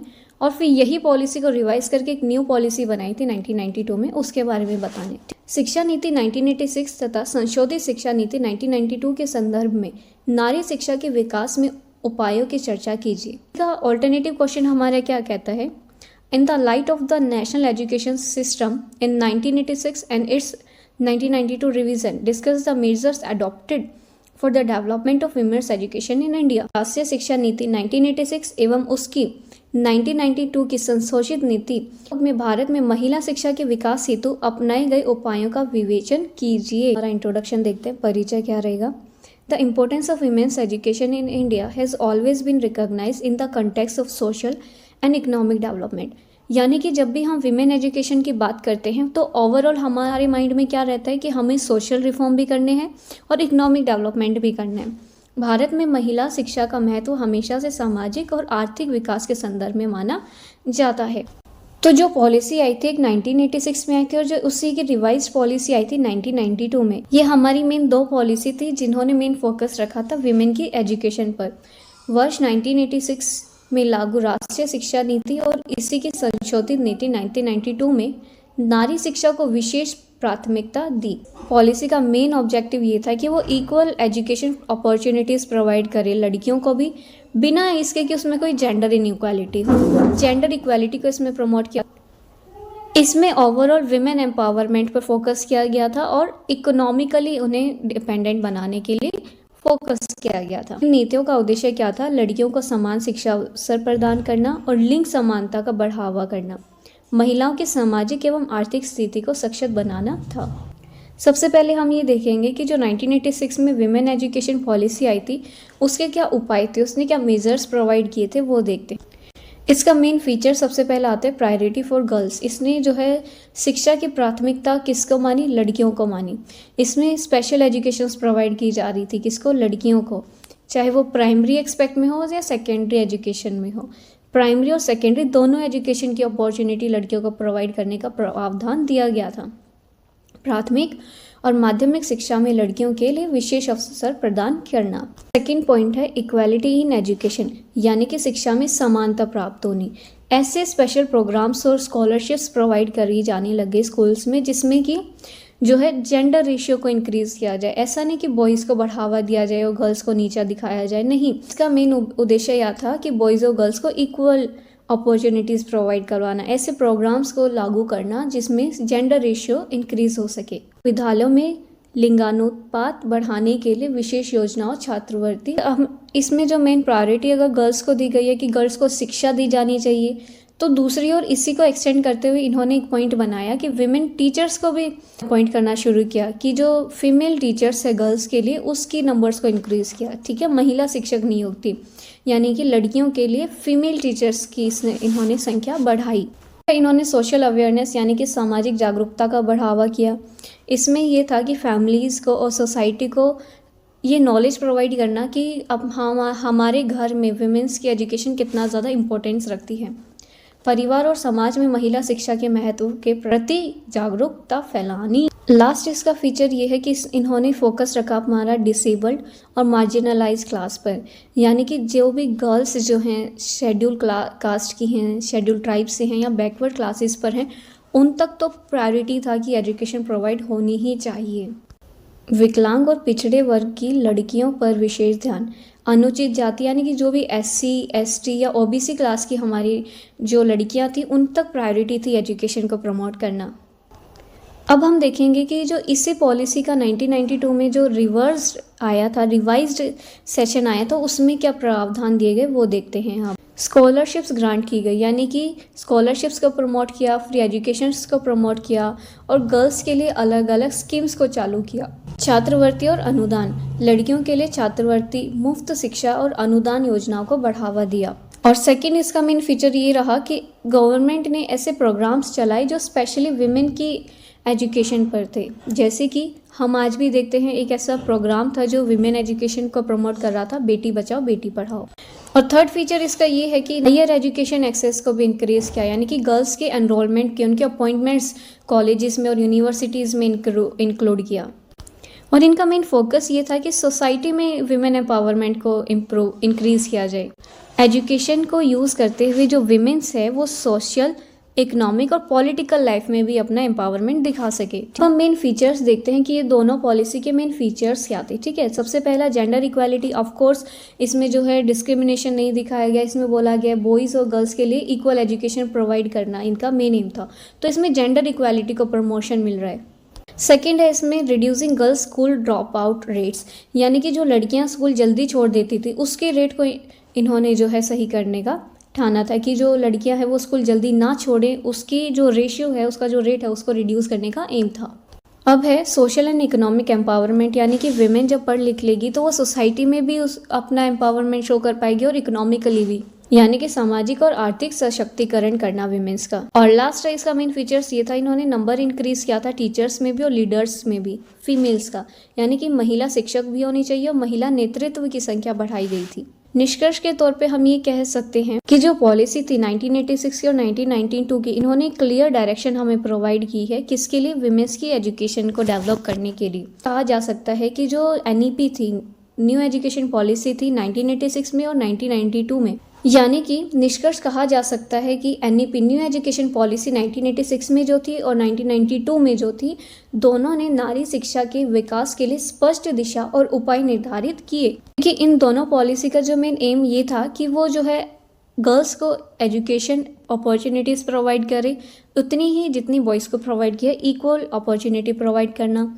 जेंडर डिस्क्रिमिनेशन जो चलता आ रहा है उसको कम करना और विमेंस के कंट्रीब्यूशन को इंक्रीज करना, किसमें, सोशल में और इकोनॉमिक एम्पावर करने के लिए। यानी कि इन नीतियों ने बालिकाओं के लिए शिक्षा में समान अवसर सुनिश्चित किए, लिंग भेद कम किया और महिलाओं के सामाजिक और आर्थिक सशक्तिकरण में योगदान दिया। और इसी रिजल्ट के कारण, इन्हीं एफर्ट्स के कारण आज हम देख सकते हैं कि जो विमेन की एजुकेशन का लेवल है वो इंडिया में धीरे धीरे बढ़ने लगा और इसका हमें और अच्छे रिजल्ट्स देखने को मिलेंगे फ्यूचर में। ठीक है, इन प्रयासों के परिणाम स्वरूप भारत में शिक्षा का स्तर लगातार बढ़ता रहा और भविष्य में इसके विस्तार की संभावना, यानी कि ये और अच्छा ग्रो कर सकता है आगे विमेन एजुकेशन। ठीक है, अब हमारा क्वेश्चन नंबर 7 आता है जो कहता है explain the fundamental principles pillars of the national education policy. हमने जो है न्यू एजुकेशन पॉलिसी के बारे में बताना है जो 2020 में इंट्रोड्यूस की गई थी। राष्ट्रीय शिक्षा नीति जो एनईपी है, न्यू एजुकेशन पॉलिसी 2020 में, उसके सिद्धांतों को बताने कि उसके क्या मेन प्रिंसिपल्स थे। इंट्रोडक्शन देखते हैं, परिचय देखते हैं। गवर्नमेंट ने जो है एक नया प्रोग्राम चलाया था, नई पॉलिसी चलाई थी, नेशनल एजुकेशन पॉलिसी, जो 2020 में लागू करी थी। इस पॉलिसी का मेन एम ये था कि जो हमारी एजुकेशन है कंट्री में, उसकी क्वालिटी को इंक्रीज करना, इंक्लूसिविटी उसमें इंक्रीज करना, कि उसमें डाइवर्सिटी हो, फ्लेक्सिबिलिटी को इंक्रीज करना। भारत सरकार ने वर्ष 2020 में राष्ट्रीय शिक्षा नीति को मंजूरी दी, जिसका उद्देश्य क्या था, देश में शिक्षा की गुणवत्ता, समावेशिता और लचीलापन बढ़ाना। इस पॉलिसी का मेन एम ये था कि हॉलिस्टिक डेवलपमेंट करे, बच्चों का भी और यूथ का भी। ठीक, यह नीति बालिकाओं और युवाओं के सर्वांगीण विकास पर केंद्रित थी। ठीक है, क्योंकि जो न्यू एजुकेशन पॉलिसी थी उन्होंने हमें जो है अलग अलग पर्सपेक्टिव्स के बारे में बताया मॉडर्न एजुकेशन के लिए। नेशनल एजुकेशन पॉलिसी ने आधुनिक शिक्षा की दिशा में नए दृष्टिकोण प्रस्तुत किए, नए नए आइडियाज़ हमें बताए। इस एजुकेशन सिस्टम के जो मेन प्रिंसिपल्स थे वो मेनली फोकस रखते थे कि एजुकेशन सिस्टम को कैसे बनाना है, इंक्लूसिव बनाना है, डाइवर्स बनाना है, फ्लेक्सिबल बनाना है कि हम उसे जो है टाइम के साथ चेंज कर सकें, प्रैक्टिकल बनाना है कि बच्चों में जो है इसका एक्सपीरियंस वाली एजुकेशन हो। ऐसा नहीं कि सिर्फ थ्योरी ही पढ़ते जा रहे बच्चे। मूलभूत सिद्धांत शिक्षा प्रणाली को अधिक समावेशी, लचीली और व्यवहारिक बनाने पर आधारित है। सबसे पहले हम ये देखते हैं कि जो नेशनल एजुकेशन पॉलिसी थी 2020 की, उसके मूल सिद्धांत क्या थे, क्या क्या प्रिंसिपल्स थे। सबसे पहला मेन फीचर्स इसका ये था कि यूनिवर्सल एजुकेशन हो, इंक्लूसिविटी हो, एजुकेशन सबके लिए इंश्योर की जानी चाहिए, एजुकेशन सबको प्रोवाइड हो, हर बच्चे को, डजेंट मैटर उसका जेंडर क्या है, क्या कहाँ से वो बिलोंग करता है, उसका क्या इकोनॉमिक बैकग्राउंड है। ठीक है, इसका मेन फोकस ये रहता था कि जो मार्जिनलाइज्ड बच्चे हैं उनके ग्रुप को, उनके बच्चों को एजुकेशन प्रोवाइड करवाना। पहला मूल सिद्धांत क्या है, सर्व शिक्षा और समावेशिता। सभी बच्चों को लिंग, सामाजिक और आर्थिक पृष्ठभूमि की परवाह किए बिना शिक्षा उपलब्ध कराना। विशेष ध्यान वंचित वर्गों और बच्चों को दिया गया था। सेकंड, इसका मेन फीचर्स क्या था, मेन प्रोविज़न क्या था, क्वालिटी वाली एजुकेशन प्रोवाइड करना, जिसमें ऐसे करिकुलम्स, ऐसे टीचिंग मेथड्स होने चाहिए जो नॉलेज बेस्ड हो, प्रैक्टिकल हो, लाइफ ओरिएंटेड हो, जिसमें बच्चों का होलिस्टिक डेवलपमेंट हो। और इसमें जो है टीचर की कैपेसिटी को भी प्रमोट किया गया था, जिससे कि वो जो है एजुकेशन को इनोवेटिव बना सके। शिक्षा का गुणवत्तापूर्ण होना, यानी कि शिक्षा गुणवत्तापूर्ण होनी चाहिए, क्वालिटी वाली होनी चाहिए। पाठ्यक्रम और शिक्षण पद्धति को ज्ञानात्मक, व्यवहारिक और जीवन उपयोगी बनाना। शिक्षकों की क्षमता विकास और शिक्षा में नवाचार को बढ़ावा देना है। नेक्स्ट पॉइंट है हमारा मल्टी लैंग्वेजनिज्म, यानी कि इसमें बहुभाषावाद को प्रमोट किया गया। जैसा कि हमने देखा, अर्ली एजुकेशन जो है वो मदर टंग, यानी कि जो लोकल लैंग्वेज होती थी उस पर करी जाती थी। बट जैसे कि हमारा एजुकेशन सिस्टम जो है एनहेंस हुआ, डेवलप किया, उसमें जो है मल्टी लैंग्वेज को प्रमोट किया गया, जिससे कि डेवलपमेंट हुई, इंटेलेक्चुअल डेवलपमेंट भी हुई, कल्चर को भी प्रिजर्व किया गया। ठीक है, मातृभाषा, स्थानीय भाषा में प्रारंभिक शिक्षा, बहुभाषीय शिक्षा से क्या हुआ, बौद्धिक विकास भी हुआ और सांस्कृतिक संरक्षण भी हुआ। नेक्स्ट पॉइंट है हमारा, इसका जो इस पॉलिसी का मेन एम था कि इनोवेशन और डिजिटलिज्म को प्रमोट करना था। ठीक है, एजुकेशन जो है काफ़ी ज़्यादा इफेक्टिव करने के लिए इसमें जो मीडियम अपनाया गया वो डिजिटल टूल्स का और टेक्नोलॉजिकल रिसोर्सेज का यूज़ अपनाया गया। ठीक है, जिससे कि जो एजुकेशन हो उसमें रिसर्च को और इनोवेशंस को इनक्रीज़ किया जाए। नवाचार और डिजिटलीकरण यानी कि डिजिटल उपकरणों और तकनीकी संस्थानों के माध्यम से शिक्षा को अधिक प्रभावी बनाना। शिक्षा में इनोवेशन, नवाचार और अनुसंधान को प्रोत्साहित करना। नेक्स्ट इसका प्रोविज़न ये था कि होलिस्टिक डेवलपमेंट करना, सर्वांगीण विकास करना।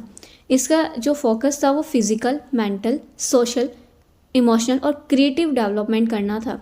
क्यों? क्योंकि इसमें जो है इंक्लूड किया गया था स्पोर्ट्स को, आर्ट्स को, साइंस को, टेक्नोलॉजी को और लाइफ स्किल्स को भी। शिक्षा का मेन एम क्या रखा गया? सर्वांगीण विकास, शारीरिक, मानसिक, सामाजिक, भावनात्मक और रचनात्मक विकास पर बल देना। जैसे कि इसमें जो समावेश हमें किन किन सब्जेक्ट्स का देखने को मिला? खेल, कला, विज्ञान, तकनीकी और जीवन कौशल का भी इसमें समावेश था। इसमें जो है एजुकेशन में काफ़ी ज़्यादा उच्च लेवल पे हमें सुधार देखने को मिले।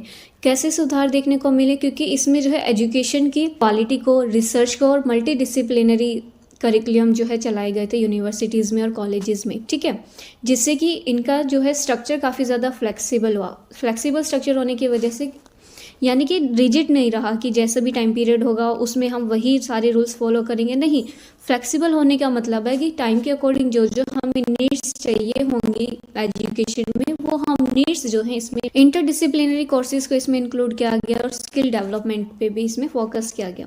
विश्वविद्यालय और कॉलेज में गुणवत्ता, अनुसंधान और बहुविषयक पाठ्यक्रम का विकास करना। शिक्षा का लचीला ढांचा बनाया गया यानी कि फ्लेक्सिबल स्ट्रक्चर, अंतर्विषयक पाठ्यक्रम और कौशल विकास किया गया। अब है एजुकेशन को लाइफ लॉन्ग एजुकेशन बना दिया गया यानी कि जीवन उपयोगी शिक्षा बना दिया गया। इसका कहने का मतलब है कि जो एजुकेशन है वो सिर्फ स्कूल्स तक ही लिमिटेड नहीं थी। जो बच्चे हैं, जो एडल्ट्स हैं, वो अपनी एजुकेशन जो है लाइफ लॉन्ग जब तक वो जिएंगे तब तक अपनी लर्निंग एक्टिव रख सकते हैं। कंटिन्यूअस लर्निंग और स्किल ट्रेनिंग पर इन्होंने अवेलेबल करी कि ऐसा नहीं है कि जब तक आप स्कूल में हो तब तक आप एजुकेशन गेन कर सकते हो। नहीं, आप जो है आफ्टर स्कूल भी अपनी लर्निंग और स्किल्स को ट्रेन कर सकते हो। शिक्षा को केवल विद्यालय तक सीमित नहीं रखा, युवा और व्यवसायकों के निरंतर शिक्षा और कौशल प्रशिक्षण का उपलब्ध कराया। लास्ट इसमें जो प्रोविज़न रखा गया वो रखा गया पार्टिसिपेशन एंड ट्रांसपेरेंसी को। इनका कहना कि जितने भी स्टेक होल्डर्स थे यानी कि ऐसी पॉलिसी जिनका इम्पैक्ट सभी लोगों पे पड़ता है, चाहे वो टीचर हो, चाहे स्टूडेंट हो, पेरेंट्स हो, गवर्नमेंट हो, एडमिनिस्ट्रेशन हो, तो जितने भी स्टेक होल्डर्स थे उनका एक्टिव पार्टिसिपेशन होना चाहिए। ठीक है, और जितने भी पॉलिसी फॉर्म होंगी वो सारी इम्प्लीमेंट करते वक्त कैसी होनी चाहिए? ट्रांसपेरेंस वाली होनी चाहिए।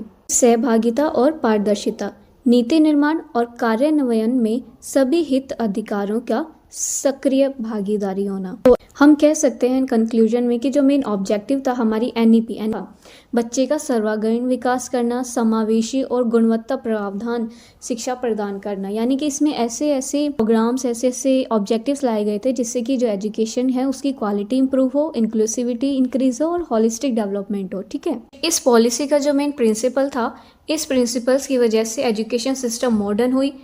इसमें अलग अलग लैंग्वेजेस को इंक्लूड किया गया, डिजिटल मॉडर्निटी लाई गई और इनोवेशंस को इम्पोर्टेंस दी गई। ठीक है, इसके सिद्धांत शिक्षा प्रणाली को आधुनिक, बहुभाषी, डिजिटल और नवाचारी बनाते हैं। कि ये जो पॉलिसी थी ये सिर्फ और सिर्फ एकेडमिक डेवलपमेंट को प्रमोट नहीं करती है, इसके साथ साथ इन्होंने ऐसी गाइडेंस प्रमोट की हैं जिसकी वजह से नेशनल डेवलपमेंट हो सके, सोशल इक्वालिटी इंक्रीज हो सके और सभी बच्चे, चाहे वो लड़का हो या लड़की हो, अपना इकोनॉमिक एम्पावर कर सके। तो यह नीति केवल शैक्षिक विकास नहीं करती बल्कि राष्ट्रीय विकास, सामाजिक समानता और आर्थिक सशक्तिकरण की दिशा का मार्गदर्शक भी करती है। अब बढ़ते हैं हमारे क्वेश्चन नंबर 8 की तरफ, जो कहता है कमेंट ऑन द नील तालीम basic education Wardha education system scheme. हमें नई तालीम बुनियादी शिक्षा वर्धा शिक्षा योजना पर टिप्पणी बतानी है। ठीक है, और इसी का ऑल्टरनेटिव क्वेश्चन है हमारा, महात्मा गांधी द्वारा प्रस्तावित वर्धा योजना अथवा बुनियादी शिक्षा की अवधारणा के बारे में बताइए। Give a brief comment on the Wardha scheme और the concept of basic education proposed by Mahatma Gandhi. Introduction में हम ये कहेंगे कि जो हमारी बेसिक एजुकेशन का कॉन्सेप्ट है वो किसने इंट्रोड्यूस किया था? वो महात्मा गांधी जी ने किया था। भारत में बुनियादी शिक्षा की अवधारणा किसने लाई थी? वो लाई थी महात्मा गांधी जी ने। नेक्स्ट है, in 1937 an attempt was made to implement this education system under the Wardha education scheme.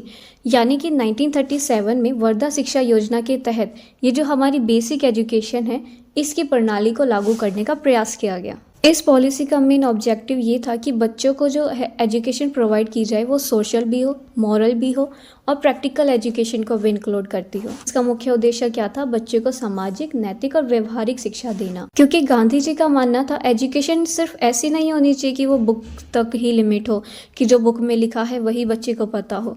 इसके अलावा एजुकेशन में इंक्लूड होना चाहिए स्किल्स के बारे में भी, सेल्फ रियलाइंस के बारे में वो बताए, और बच्चे का कैरेक्टर बिल्डअप भी जो है एजुकेशन करे, ऐसी नॉलेज होनी चाहिए। गांधी जी का मानना था कि शिक्षा केवल किताबों तक सीमित नहीं होनी चाहिए, बल्कि हुनर, आत्मनिर्भरता और चरित्र निर्माण पर आधारित होनी चाहिए। मुख्य बात के लिए सबसे पहले हम ये देखते हैं कि जो वर्धा स्कीम थी, वर्धा स्कीम और बेसिक एजुकेशन एक ही है, ठीक है।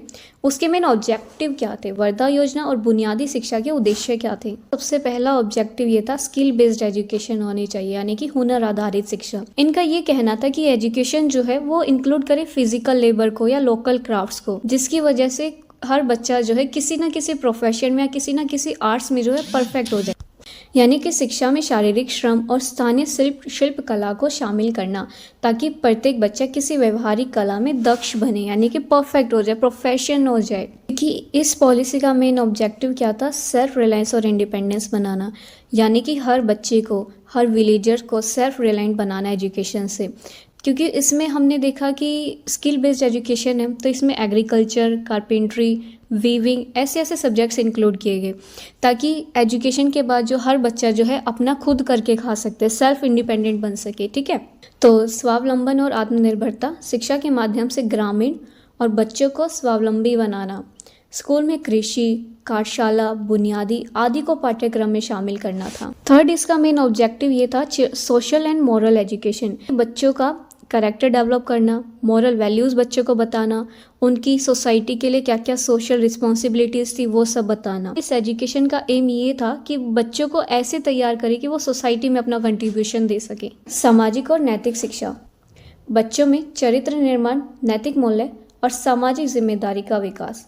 शिक्षा से बच्चों को समाज में सेवा के लिए तैयार करना था। नेक्स्ट फीचर इसका था पार्टिसिपेशन एंड लोकल कम्युनिटी, यानी कि ऐसी एजुकेशन होनी चाहिए जिसमें हमें सबका एक्टिव पार्टिसिपेशन देखने को मिले, पेरेंट्स भी उसमें एक्टिव तरीके से पार्टिसिपेट करें और लोकल कम्युनिटी भी उसमें पार्टिसिपेट करें, ताकि एक क्लोज कनेक्शन हम बिल्ड कर सकें स्कूल्स के बीच में और सोसाइटी के बीच में, ताकि सोसाइटी को भी पता हो कि एजुकेशन किस तरीके की प्रोवाइड की जा रही है और स्कूल्स को भी पता हो कि सोसाइटी के अकॉर्डिंग एजुकेशन में क्या क्या नीड्स है, ठीक है।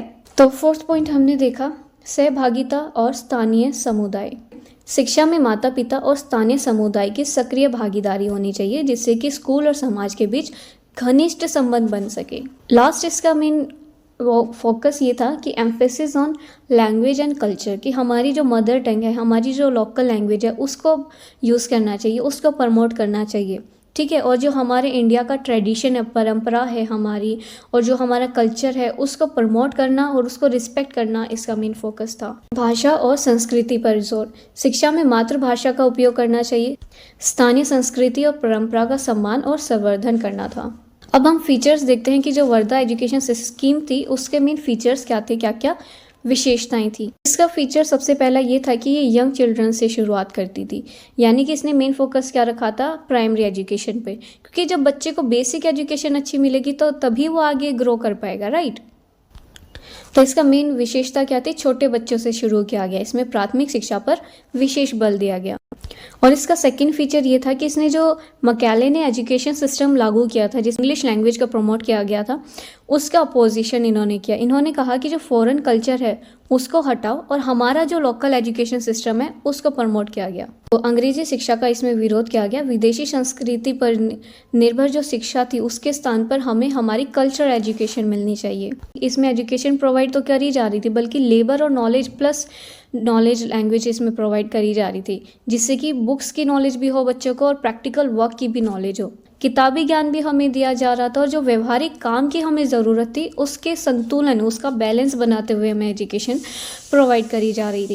लास्ट इसका मेन फीचर आता है गांधी का जो विज़न था, ठीक है, क्योंकि गांधी मानते थे एजुकेशन का जो मेन एम होता है वो होता है हर ह्यूमन बीइंग को सेल्फ रिलायंट बनाना, मॉरलिटी के बारे में बताना और सोसाइटी के लिए उनको डेवलपमेंट कराना कि उनका क्या क्या कंट्रीब्यूशन होना चाहिए। गांधी का दृष्टिकोण क्या था? शिक्षा का उद्देश्य कैसा होना चाहिए? निर्भर बनाए लोगों को, नैतिक की शिक्षा दे और सामाजिक रूप से जागरूक व्यक्ति का निर्माण करना था। कंक्लूजन के तौर पे हम ये कह सकते हैं जो वर्धा एजुकेशन स्कीम थी 1937 में लागू करी गई थी, या कहीं हम हमारी जो बेसिक एजुकेशन सिस्टम था वो मेनली फोकस करता था नेशनलिस्ट को। जो एजुकेशन है वो हमारी ट्रेडिशनली होनी चाहिए, प्रैक्टिकल होनी चाहिए और मोरल अप्रोच को इसने प्रमोट किया है।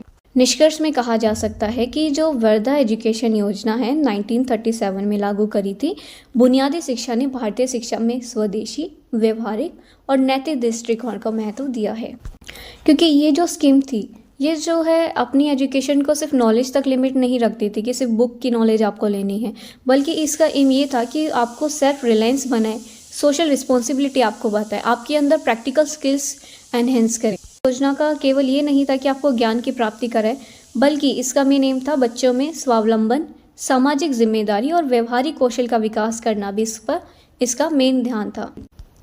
और आज के टाइम पे हम देखें ये जो अप्रोच है वर्धा एजुकेशन सिस्टम, आज भी अगर हमें रूरल एजुकेशन को इंक्रीज़ करना है उसमें ये इंस्पिरेशन है हमारे लिए कि कैसे कैसे हमें एजुकेशन देनी चाहिए। दूसरा, अगर हम स्किल बेस्ड नॉलेज देखते हैं आज के टाइम पे भी, तब भी ये इम्पोर्टेंस रखती है। तो यह दृष्टिकोण आज भी ग्रामीण शिक्षा, हुनर आधारित शिक्षा के लिए प्रेरणा स्रोत है। अब हमारा लास्ट सेकेंड क्वेश्चन आता है, हाईलाइट द राधाकृष्णन और यूनिवर्सिटी एजुकेशन कमीशन। इसका ऑल्टरनेटिव क्वेश्चन देखते हैं, briefly discuss the recommendation of the university education commission chaired by Radhakrishnan. Radhakrishnan द्वारा जो विश्वविद्यालय शिक्षा का आयोग बनाया गया था उसके बारे में हमने बताना है। कृष्णन की अध्यक्षता में गठित विश्वविद्यालय शिक्षा आयोग के बारे में बताओ। इंट्रोडक्शन के रूप में हम ये कह सकते हैं, several commissions were established in India to reform indigenous universities and higher education। यानी कि हमारी जो स्वदेशी यूनिवर्सिटीज़ थी, हमारा जो पहले का हायर एजुकेशन सिस्टम था, उसमें रिफॉर्म लाने के लिए हमने जो है कई सारी कमीशंस को इस्टेब्लिश किया। स्वदेशी विद्यालयों और उच्च शिक्षा के सुधार के लिए हमने क्या किया, भारत में कई आयोग गठित हुए और इसी में से एक हमारी कमीशन थी यूनिवर्सिटी एजुकेशन कमीशन, जिसके जो चेयरमैन थे वो कौन थे, हमारे राधाकृष्णन थे। तो 1948 से लेकर 1949 में राधाकृष्णन की अध्यक्षता में विश्वविद्यालय शिक्षा आयोग गठित किया गया। इस यूनिवर्सिटी का जो मेन एम था वो एम ये था कि जो हमारी यूनिवर्सिटीज़ हैं उनकी कंडीशन को एनहेंस करना, उनकी कंडीशंस को अच्छा करना, एजुकेशन सिस्टम को ऐसे रिफॉर्म करना हमारा नेशनल डेवलपमेंट भी हो सके और सोशल नीड्स के अकॉर्डिंग हमारा हायर एजुकेशन सिस्टम होना चाहिए। ठीक है, तो इस आयोग का मुख्य उद्देश्य क्या था, विश्वविद्यालयों की स्थिति का मूल्यांकन करना और उच्च शिक्षा को राष्ट्रीय विकास और सामाजिक आवश्यकताओं के अनुरूप सुधारना। इस कमीशन ने जो है कई सारे रिकमेंडेशंस प्रोवाइड किए। रिकमेंडेशंस इन्होंने प्रोवाइड किए जिसकी वजह से जो हमारी यूनिवर्सिटी का सिस्टम था उसकी क्वालिटी इंप्रूव हो सके, उसमें प्रोग्राम्स अच्छे लाए जा सके और एडमिनिस्ट्रेशन को उसमें बढ़ावा दिया जा सके। ठीक है, तो इस आयोग ने भारत विश्वविद्यालय की प्रणाली की गुणवत्ता, पाठ्यक्रम और प्रशासन में सुधार के लिए कई महत्वपूर्ण सुझाव दिए। सबसे पहले हम देखते हैं कि जो ये कमीशन बनाया गया था उसका फॉर्मेशन करने का मेन ऑब्जेक्टिव क्या था यानी कि आयोग का गठन करने का मुख्य उद्देश्य क्या था, ताकि हम पता कर सके अभी करंटली हमारी हायर एजुकेशन का कैसा क्या स्टेटस है, वो एनालाइज करने के लिए, वो मूल्यांकन करने के लिए इसकी स्थापना की गई। यूनिवर्सिटीज़ के में प्रोग्राम और यूनिवर्सिटीज़ की एजुकेशन की क्वालिटी को इम्प्रूव करने के लिए इसकी स्थापना की गई। विश्वविद्यालयों में शिक्षा की गुणवत्ता और पाठ्यक्रम का सुधार करने के लिए इस कमीशन का मेन ऑब्जेक्टिव ये था कि जो हमारे टीचर्स हैं उनकी ट्रेनिंग को प्रमोट किया जा सके और एजुकेशन में रिसर्च को इंक्लूड किया जा सके। शिक्षक प्रशासन और शोध गतिविधियों को बढ़ावा देना था और इस कमीशन का मेन ऑब्जेक्टिव ये भी था कि जो है एजुकेशन और नेशनल बिल्डिंग के बीच में एक लिंक जनरेट कर सके कि ऐसी एजुकेशन हो जिसके साथ साथ नेशनल डेवलपमेंट भी हो सके। शिक्षा और राष्ट्रीय विकास के बीच संबंध स्थापित करना था। तो जैसा कि हमने देखा इस कमीशन ने हमें जो है सुझाव दिए थे। अब देखते हैं क्या क्या रिकमेंडेशंस प्रोवाइड की थी। इसने सबसे पहले रिकमेंडेशन ये प्रोवाइड की थी कि यूनिवर्सिटीज़ का काम क्या है, उनका मेन उद्देश्य क्या है विश्वविद्यालयों का। इसके अकॉर्डिंग यूनिवर्सिटीज़ का मेन उद्देश्य ये नहीं है कि वो सिर्फ नॉलेज प्रोवाइड करे, बल्कि उसका मेन उद्देश्य ये था कि वो बच्चे को उसके सोशल रिस्पॉन्सिबिलिटीज़ के बारे में बताए, यानी कि वो एजुकेशन ऐसे प्रोवाइड करे जिससे कि स्टेट को सर्विस प्रोवाइड हो, बच्चे का कैरेक्टर बिल्डअप करे। शिक्षा का मुख्य उद्देश्य क्या माना गया, सिर्फ ज्ञान प्राप्ति नहीं बल्कि चरित्र निर्माण और सामाजिक सेवा भी होनी चाहिए। सेकेंड, इन्होंने रिकमेंडेशन ये प्रोवाइड करी, करिकुलम रिफॉर्म्स होनी चाहिए, यानी कि स्कूल्स या यूनिवर्सिटीज़ में जो एक्टिविटीज़ होती है उसमें चेंजेस लानी चाहिए। क्योंकि इनका कहना था कि जो एजुकेशन है वो सिर्फ बुकिश लिमिट नहीं होनी चाहिए, यानी बुकों तक ही लिमिट नहीं होनी चाहिए, बल्कि एजुकेशन में हमें टेक्निकल, वोकेशनल और साइंस बेस्ड सब्जेक्ट भी इंक्लूड करने चाहिए। ठीक है, पाठ्यक्रम में सुधार लाना चाहिए। शिक्षा केवल पुस्तक के ज्ञान तक सीमित ना होकर उसमें तकनीकी, व्यावसायिक और ज्ञान आधारित विषय भी शामिल किए जाने चाहिए। थर्ड, इन्होंने रिकमेंडेशन दिया टीचर ट्रेनिंग के ऊपर कि यूनिवर्सिटीज़ के जितने भी टीचर्स हैं उनको प्रॉपर तरीके से ट्रेनिंग प्रोवाइड होनी चाहिए। टीचर्स की रिसर्च और इनोवेशंस के लिए उन्हें मोटिवेशन जैसे प्रोग्राम चलाने चाहिए। शिक्षा प्रशिक्षण का इन्होंने रिकमेंडेशन दिया कि विश्वविद्यालय में शिक्षकों का नियमित प्रशिक्षण होना चाहिए और शिक्षकों के अनुसंधान और नवाचार के लिए प्रेरित करना। उन्होंने रिकमेंड किया जो हायर एजुकेशन है उसको और ज़्यादा एक्सपेंड करना चाहिए, यानी कि यूनिवर्सिटीज़ को हमें रूरल एरियाज़ तक भी ले जाना चाहिए, जो बैकवर्ड एरियाज़ हैं वहाँ पर भी इस्टेब्लिश करना चाहिए। यूनिवर्सिटीज़ में जितने भी कोर्सेज हैं, जितने भी फैकल्टीज़ हैं वो फ्लेक्सिबल होने चाहिए। उच्च शिक्षा का विस्तार होना चाहिए, यानी कि बढ़ोतरी होनी चाहिए। ग्रामीण और पिछड़े क्षेत्रों में विश्वविद्यालय की पहुंच होनी चाहिए, जिससे कि सांख्य और पाठ्यक्रम का लचीलापन सुनिश्चित करना था। सेकेंड लास्ट रिकमेंडेशन उन्होंने बताई हमें रिसर्च और इनोवेशंस के बारे में, कि बच्चों को एजुकेशन जो है ऐसी प्रोवाइड करनी चाहिए जिसमें रिसर्च भी इंक्लूड करी जा सके और साइंटिफिक एक्टिविटीज़ इंक्लूड होनी चाहिए, जिससे कि बच्चे का इंटरेस्ट इंक्रीज हो रिसर्च बेस्ड एजुकेशन की ओर। ठीक है, शोध और नवाचार, यानी कि रिसर्च और इनोवेटिव एजुकेशन होनी चाहिए, जिसकी वजह से अनुसंधान और वैज्ञानिक गतिविधियों को प्राथमिकता मिले और छात्रों को शोध और आधारित शिक्षा की ओर प्रेरित हो। लास्ट, इन्होंने रिकमेंडेशन ये प्रोवाइड की जो एजुकेशन है और नेशनल बिल्डिंग है वो लिंक होनी चाहिए, यानी कि एजुकेशन पॉलिसीज़, यहाँ के यूनिवर्सिटी की एक्टिविटीज़ ऐसी होनी चाहिए जिसकी वजह से नेशन बिल्डअप हो, हमारा सोसाइटी का वेलफेयर हो सके, यानी कि राष्ट्रीय विकास के साथ शिक्षा का संबंध। शिक्षा नीति और विश्वविद्यालय गतिविधियों का मेन उद्देश्य क्या होना चाहिए कि राष्ट्रीय निर्माण हो सके और समाज का कल्याण हो सके। निष्कर्ष के रूप में हम ये कह सकते हैं कि जो ये यूनिवर्सिटी थी, यूनिवर्सिटी एजुकेशन कमीशन, जो हमने किसके अंडर ली गई थी, चेयरमैन थे इसके राधाकृष्णन, इन्होंने जो है हमें एक क्लियर गाइडेंस प्रोवाइड किया है कि हम कैसे हमारे एजुकेशन सिस्टम को, हमारी इंडियन यूनिवर्सिटीज़ के एडमिनिस्ट्रेशन को, क्वालिटी को, उसके करिकुलम को एनहेंस कर सकते हैं, इम्प्रूव कर सकते हैं। निष्कर्ष में कहा जा सकता है कि राधाकृष्णन द्वारा विश्वविद्यालय शिक्षा आयोग ने भारतीय विश्वविद्यालयों की गुणवत्ता, पाठ्यक्रम और प्रशासन में सुधार के लिए स्पष्ट दिशा निर्देशन दिए हैं, क्योंकि इस कमीशन ने हमें बताया कि एजुकेशन जो है सिर्फ नॉलेज बेस्ड नहीं होनी चाहिए कि जो बुक में लिखा है वो पढ़ा दिया दैट इज़ इनफ। नहीं, नॉलेज जो है ऐसी नॉलेज होनी चाहिए जिसका मेन फोकस नेशन बिल्डिंग पर हो, सोशल रिस्पॉन्सिबिलिटीज़ पर हो और रिसर्च बेस्ड एजुकेशन होनी चाहिए, जिससे कि बच्चे की क्रिटिकल थिंकिंग भी एनहेंस हो। ठीक है, जिससे किसी भी टाइप की प्रॉब्लम्स आए बच्चा खुद उसको हैंडल कर सके, ऐसी नॉलेज होनी चाहिए। आयोग ने शिक्षा को केवल ज्ञानार्जन तक सीमित नहीं रखा, बल्कि राष्ट्रीय निर्माण, सामाजिक जिम्मेदारी और अनुसंधान आधारित शिक्षा की आवश्यकता पर बल दिया है। Even today its recommendation guides reform and policy making in the Indian higher education system. आज भी जो हम अगर हमारे एजुकेशन सिस्टम को इम्प्रूव करना चाहते हैं, उसमें कोई अच्छी पॉलिसी लाना चाहते हैं, तो ये सारे रिकमेंडेशन जो है हमें काफ़ी ज़्यादा मदद करते हैं। तो स्टूडेंट्स, ये है हमारे गिव अवे का first question, which commission is associated with the recommendation of basic education in India, यानी कि भारत में बुनियादी शिक्षा की सिफारिश किस आयोग से संबंधित है वो हमें बताना है। और इसके ऑप्शंस आपको प्रोवाइड किए गए हैं। First option Hunter commission, second option Wardha education scheme, third option university education commission and the last option is Kothari commission. So now students, this is your second question. Give away का हमारा दूसरा question है, who introduce the concept of English education through the famous minute, यानी कि प्रसिद्ध minute के माध्यम से अंग्रेजी शिक्षा की अवधारणा किसने प्रस्तुत की। ऑप्शन ए महात्मा गांधी ने, ऑप्शन बी लॉर्ड कुर्जन ने, ऑप्शन सी मैकाले ने and option D is Bentinck ने। बताइए तो किसने मिनट के माध्यम से हमें जो है इंग्लिश एजुकेशन की बारे में बताया था। स्टूडेंट्स, ये है हमारा last question. What was the medium of instruction in indigenous schools during pre colonial period? यानी कि पहले के टाइम पे जो एजुकेशन प्रोवाइड की जाती थी उसमें कैसी लैंग्वेज का यूज़ किया जाता था? औपनिवेशिक काल से पहले स्वदेशी विद्यालय में शिक्षा का माध्यम क्या था? इंग्लिश, पर्शियन, लोकल लैंग्वेज या संस्कृत सिर्फ? तो इसका आंसर आप बताइए क्या था दोस्तों। और जैसे ही आप इन तीनों क्वेश्चन के आंसर हमें प्रोवाइड कर देते हैं, हम विनर को तुरंत अनाउंस कर देंगे और अनाउंस करने के बाद आपको फ्री नोट्स प्रोवाइड किए जाएंगे। तो आप इन तीनों क्वेश्चंस का आंसर प्रोवाइड कीजिए और बन जाइए फ्री नोट्स के विनर।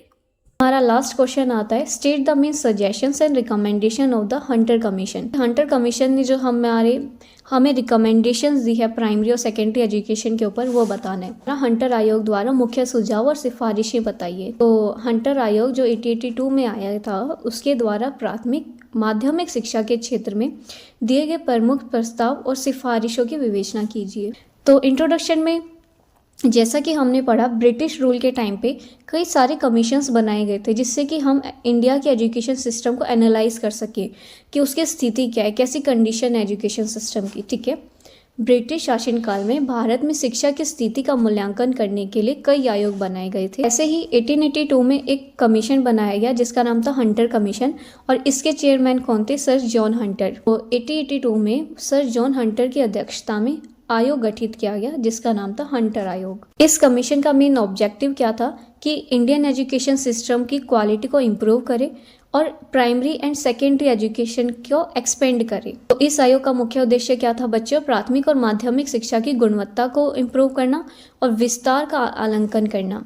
बच्चों, इस कमीशन ने हमें कई सारे इम्पोर्टेंट सजेशंस और रिकमेंडेशंस प्रोवाइड करी हैं कि हम हमारी सोसाइटी में जो एजुकेशन सिस्टम है उसकी स्टैंडर्ड को कैसे इम्प्रूव कर सकते हैं, कैसे एडमिनिस्ट्रेटिव एफिशिएंसी की हम उसमें कैसे कैसे रूल्स एंड पॉलिसीज़ ला सकते हैं, और एजुकेशन सिस्टम को हर सोसाइटी के हर सेक्शन तक कैसे हम प्रोवाइड कर सकते हैं, उसके एक्सपेंशन पे भी इन्होंने रिकमेंडेशंस दी हैं। तो हंटर आयोग ने शिक्षा के स्तर को सुधारने, प्रशासनिक दक्षता बढ़ाने और सभी वर्गों तक शिक्षा पहुंचाने के लिए कई प्रमुख सुझाव और सिफारिशें दी हैं। तो सबसे पहले हम देखते हैं प्राइमरी एजुकेशन के लिए इन्होंने क्या क्या सुझाव दिए कि अगर हमने प्राइमरी एजुकेशन को इम्प्रूव करना है उसके लिए हमारे लिए क्या क्या सुझाव है वो देखते हैं। सबसे पहला इन्होंने बताया पब्लिक फाइनेंस असिस्टेंस, यानी कि जो हमारा प्राइमरी स्कूल है उसको सपोर्ट करने के लिए गवर्नमेंट को जो है उसे फाइनेंशियली हेल्प करना पड़ेगा। ओवरऑल इन्होंने रिकमेंडेशन दी है कि प्राइवेट स्कूल्स को भी हमें इक्वली फाइनेंशियली हेल्प करनी चाहिए। इन्होंने क्या दिया? सार्वजनिक वित्तीय सहायता, यानी कि सरकार द्वारा प्राथमिक विद्यालयों के लिए आर्थिक सहायता प्रदान की जानी चाहिए जिससे कि जो हमारे निजी विद्यालय हैं उनको आर्थिक सहायता मिले। सेकेंड रिकमेंडेशन इन्होंने बताया पीपल्स पार्टिसिपेशन पे, यानी कि लोगों की सहभागिता पे। इन्होंने कहा कि स्कूल की मैनेजमेंट के लिए हमें किन किन को इंक्लूड करना चाहिए, उसमें लोकल कम्युनिटीज़ भी इंक्लूड होनी चाहिए और पंचायत का भी इंक्लूड होना चाहिए उसमें, ताकि स्कूल की मैनेजमेंट अच्छी हो सके। क्योंकि जब इसमें लोकल कम्युनिटीज़ इंक्लूड होंगी, पंचायत इंक्लूड होगी, तो इस बेस पे क्या होगा, स्कूल जो है ऐसी पॉलिसीज़ बनाएगा जो लोकल नीड्स के अकॉर्डिंग होगी। लोगों की सहभागिता, यानी कि स्थानीय समुदाय और पंचायतों को स्कूल के संचालन में भागीदारी बनना चाहिए। थर्ड रिकमेंडेशन इन्होंने विमेन एजुकेशन पर दी कि ऐसी स्कीम्स लानी चाहिए प्राइमरी एजुकेशन में जो गर्ल्स के फोकस पे हो। महिलाओं की शिक्षा, यानी कि बालिकाओं की प्राथमिक शिक्षा के लिए विशेष योजनाएं लानी चाहिए। फोर्थ इन्होंने रिकमेंडेशन ये प्रोवाइड करी कि जो हमारी एजुकेशन का इंस्ट्रक्शन है मीडियम होना चाहिए, वो हमारी मदर टंग होनी चाहिए, यानी कि जो लोकल लैंग्वेज होती है हमारी उसी में हमें अर्ली एजुकेशन प्रोवाइड करी जानी चाहिए बच्ची को। यानी भाषा का प्रयोग बताया कि प्राथमिक शिक्षा में कैसी भाषा यूज होनी चाहिए, मातृभाषा का उपयोग करना चाहिए। लास्ट रिकमेंडेशन इन्होंने टीचर ट्रेनिंग पर दी है कि जब हम अपने एजुकेशन सिस्टम को इम्प्रूव करना चाहते हैं तो हमारा मेन फोकस होना चाहिए किस पर? टीचर की अच्छी खासी ट्रेनिंग होनी चाहिए और क्वालिफिकेशंस भी उसकी अच्छी होनी चाहिए, क्योंकि जब एक टीचर अच्छे से पढ़ा लिखा होगा, उसमें अच्छी नॉलेज होगी, तभी वो बच्चे को प्रोवाइड कर पाएगा, राइट। लास्ट रिकमेंडेशन उन्होंने क्या दी? शिक्षक का प्रशिक्षीकरण। शिक्षकों को प्रशिक्षीकरण और उनकी योग्यता पर विशेष ध्यान दिया गया। देखते हैं कि सेकेंडरी एजुकेशन के लिए क्या क्या सजेशंस दी हैं, माध्यमिक शिक्षा के क्षेत्र में क्या क्या सुझाव दिए हैं। सबसे पहला सुझाव उन्होंने दिया, करिकुलम रिफॉर्म्स लाने चाहिए, यानी कि हमें पाठ्यक्रम पर का सुधार लाना चाहिए। इनका कहना ये था कि जो एजुकेशन है वो सिर्फ इंग्लिश लिटरेचर तक ही सीमित नहीं रहना चाहिए, उसमें और बाकी सब्जेक्ट्स भी इंक्लूड करने चाहिए, जैसे कि साइंस, मैथ्स और प्रैक्टिकल नॉलेज भी इंक्लूड करी जानी चाहिए एजुकेशन में।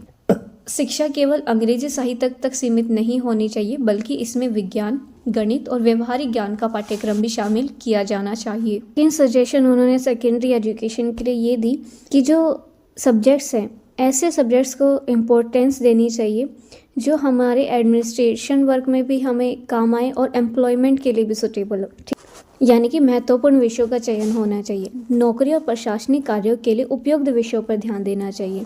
ऐसा नहीं कि सिर्फ नॉलेज बेस्ड नॉलेज हो, आपको ऐसी एजुकेशन प्रोवाइड होनी चाहिए जो आपकी आने वाली जॉब में भी आपको हेल्पफुल रहे, ठीक है।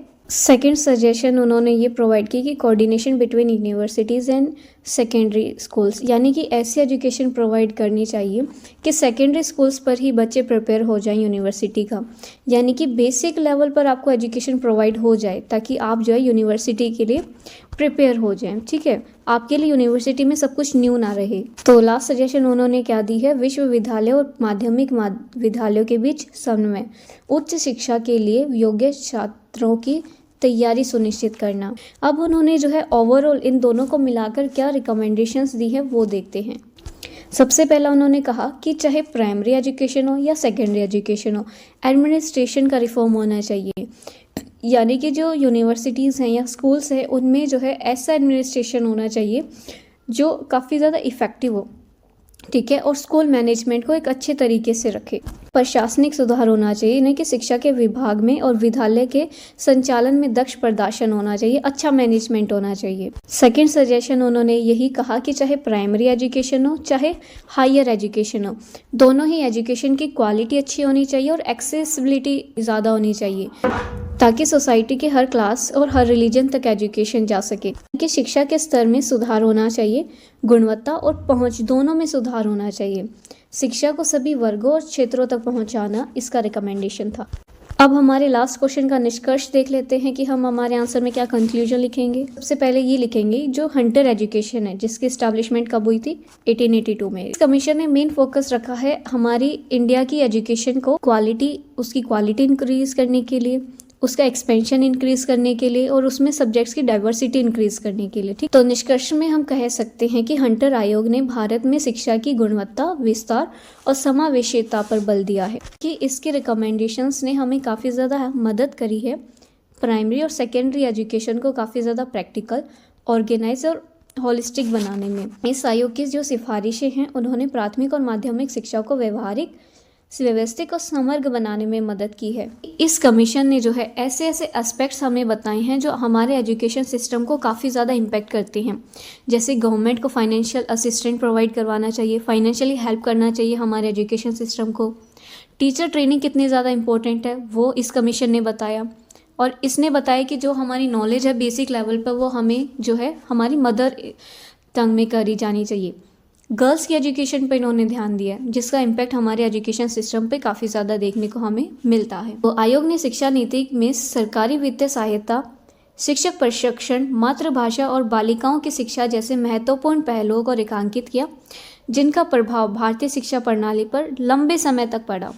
तो बच्चों ये हमारा चैप्टर ख़त्म होता है यहाँ पे, जिसमें हमने 10 मोस्ट इम्पोर्टेंट क्वेश्चंस के बारे में समझा जो हमारे DU सोल के पर्सपेक्टिव से काफ़ी ज़्यादा इम्पोर्टेंट रहने वाले हैं। एंड आई होप आप सभी ने ये सारे इम्पोर्टेंट क्वेश्चंस काफ़ी ज़्यादा अच्छे से समझे होंगे, आपको कोई डाउट नहीं रहा होगा, ठीक है। और बच्चों अगर आपको इसी लेक्चर के वेल ऑर्गेनाइज नोट्स चाहिए ताकि आप जो है अपने प्रिपरेशन को और ज़्यादा अच्छे से रिवाइज कर पाएँ, उसके लिए भी आपके लिए हमारे पास पेड नोट्स अवेलेबल हैं। बस आपको डिस्क्रिप्शन में प्रोवाइडेड नंबर पर मैसेज करना है जिससे कि आपको जो है आपके नोट्स प्रोवाइड हो जाएं। और जो वीडियो के बीच में मैंने आपसे गिव अवे के क्वेश्चंस पूछे हैं, आंसर दीजिएगा, जिससे कि आपको जो है एक सुनहरा मौका मिल सके फ्री नोट्स पाने का। और वीडियो अगर आपको पसंद आई हो तो वीडियो को लाइक कीजिएगा, सब्सक्राइब कीजिएगा। Till then students, stay focused, study smart and crush your exam. Bye bye.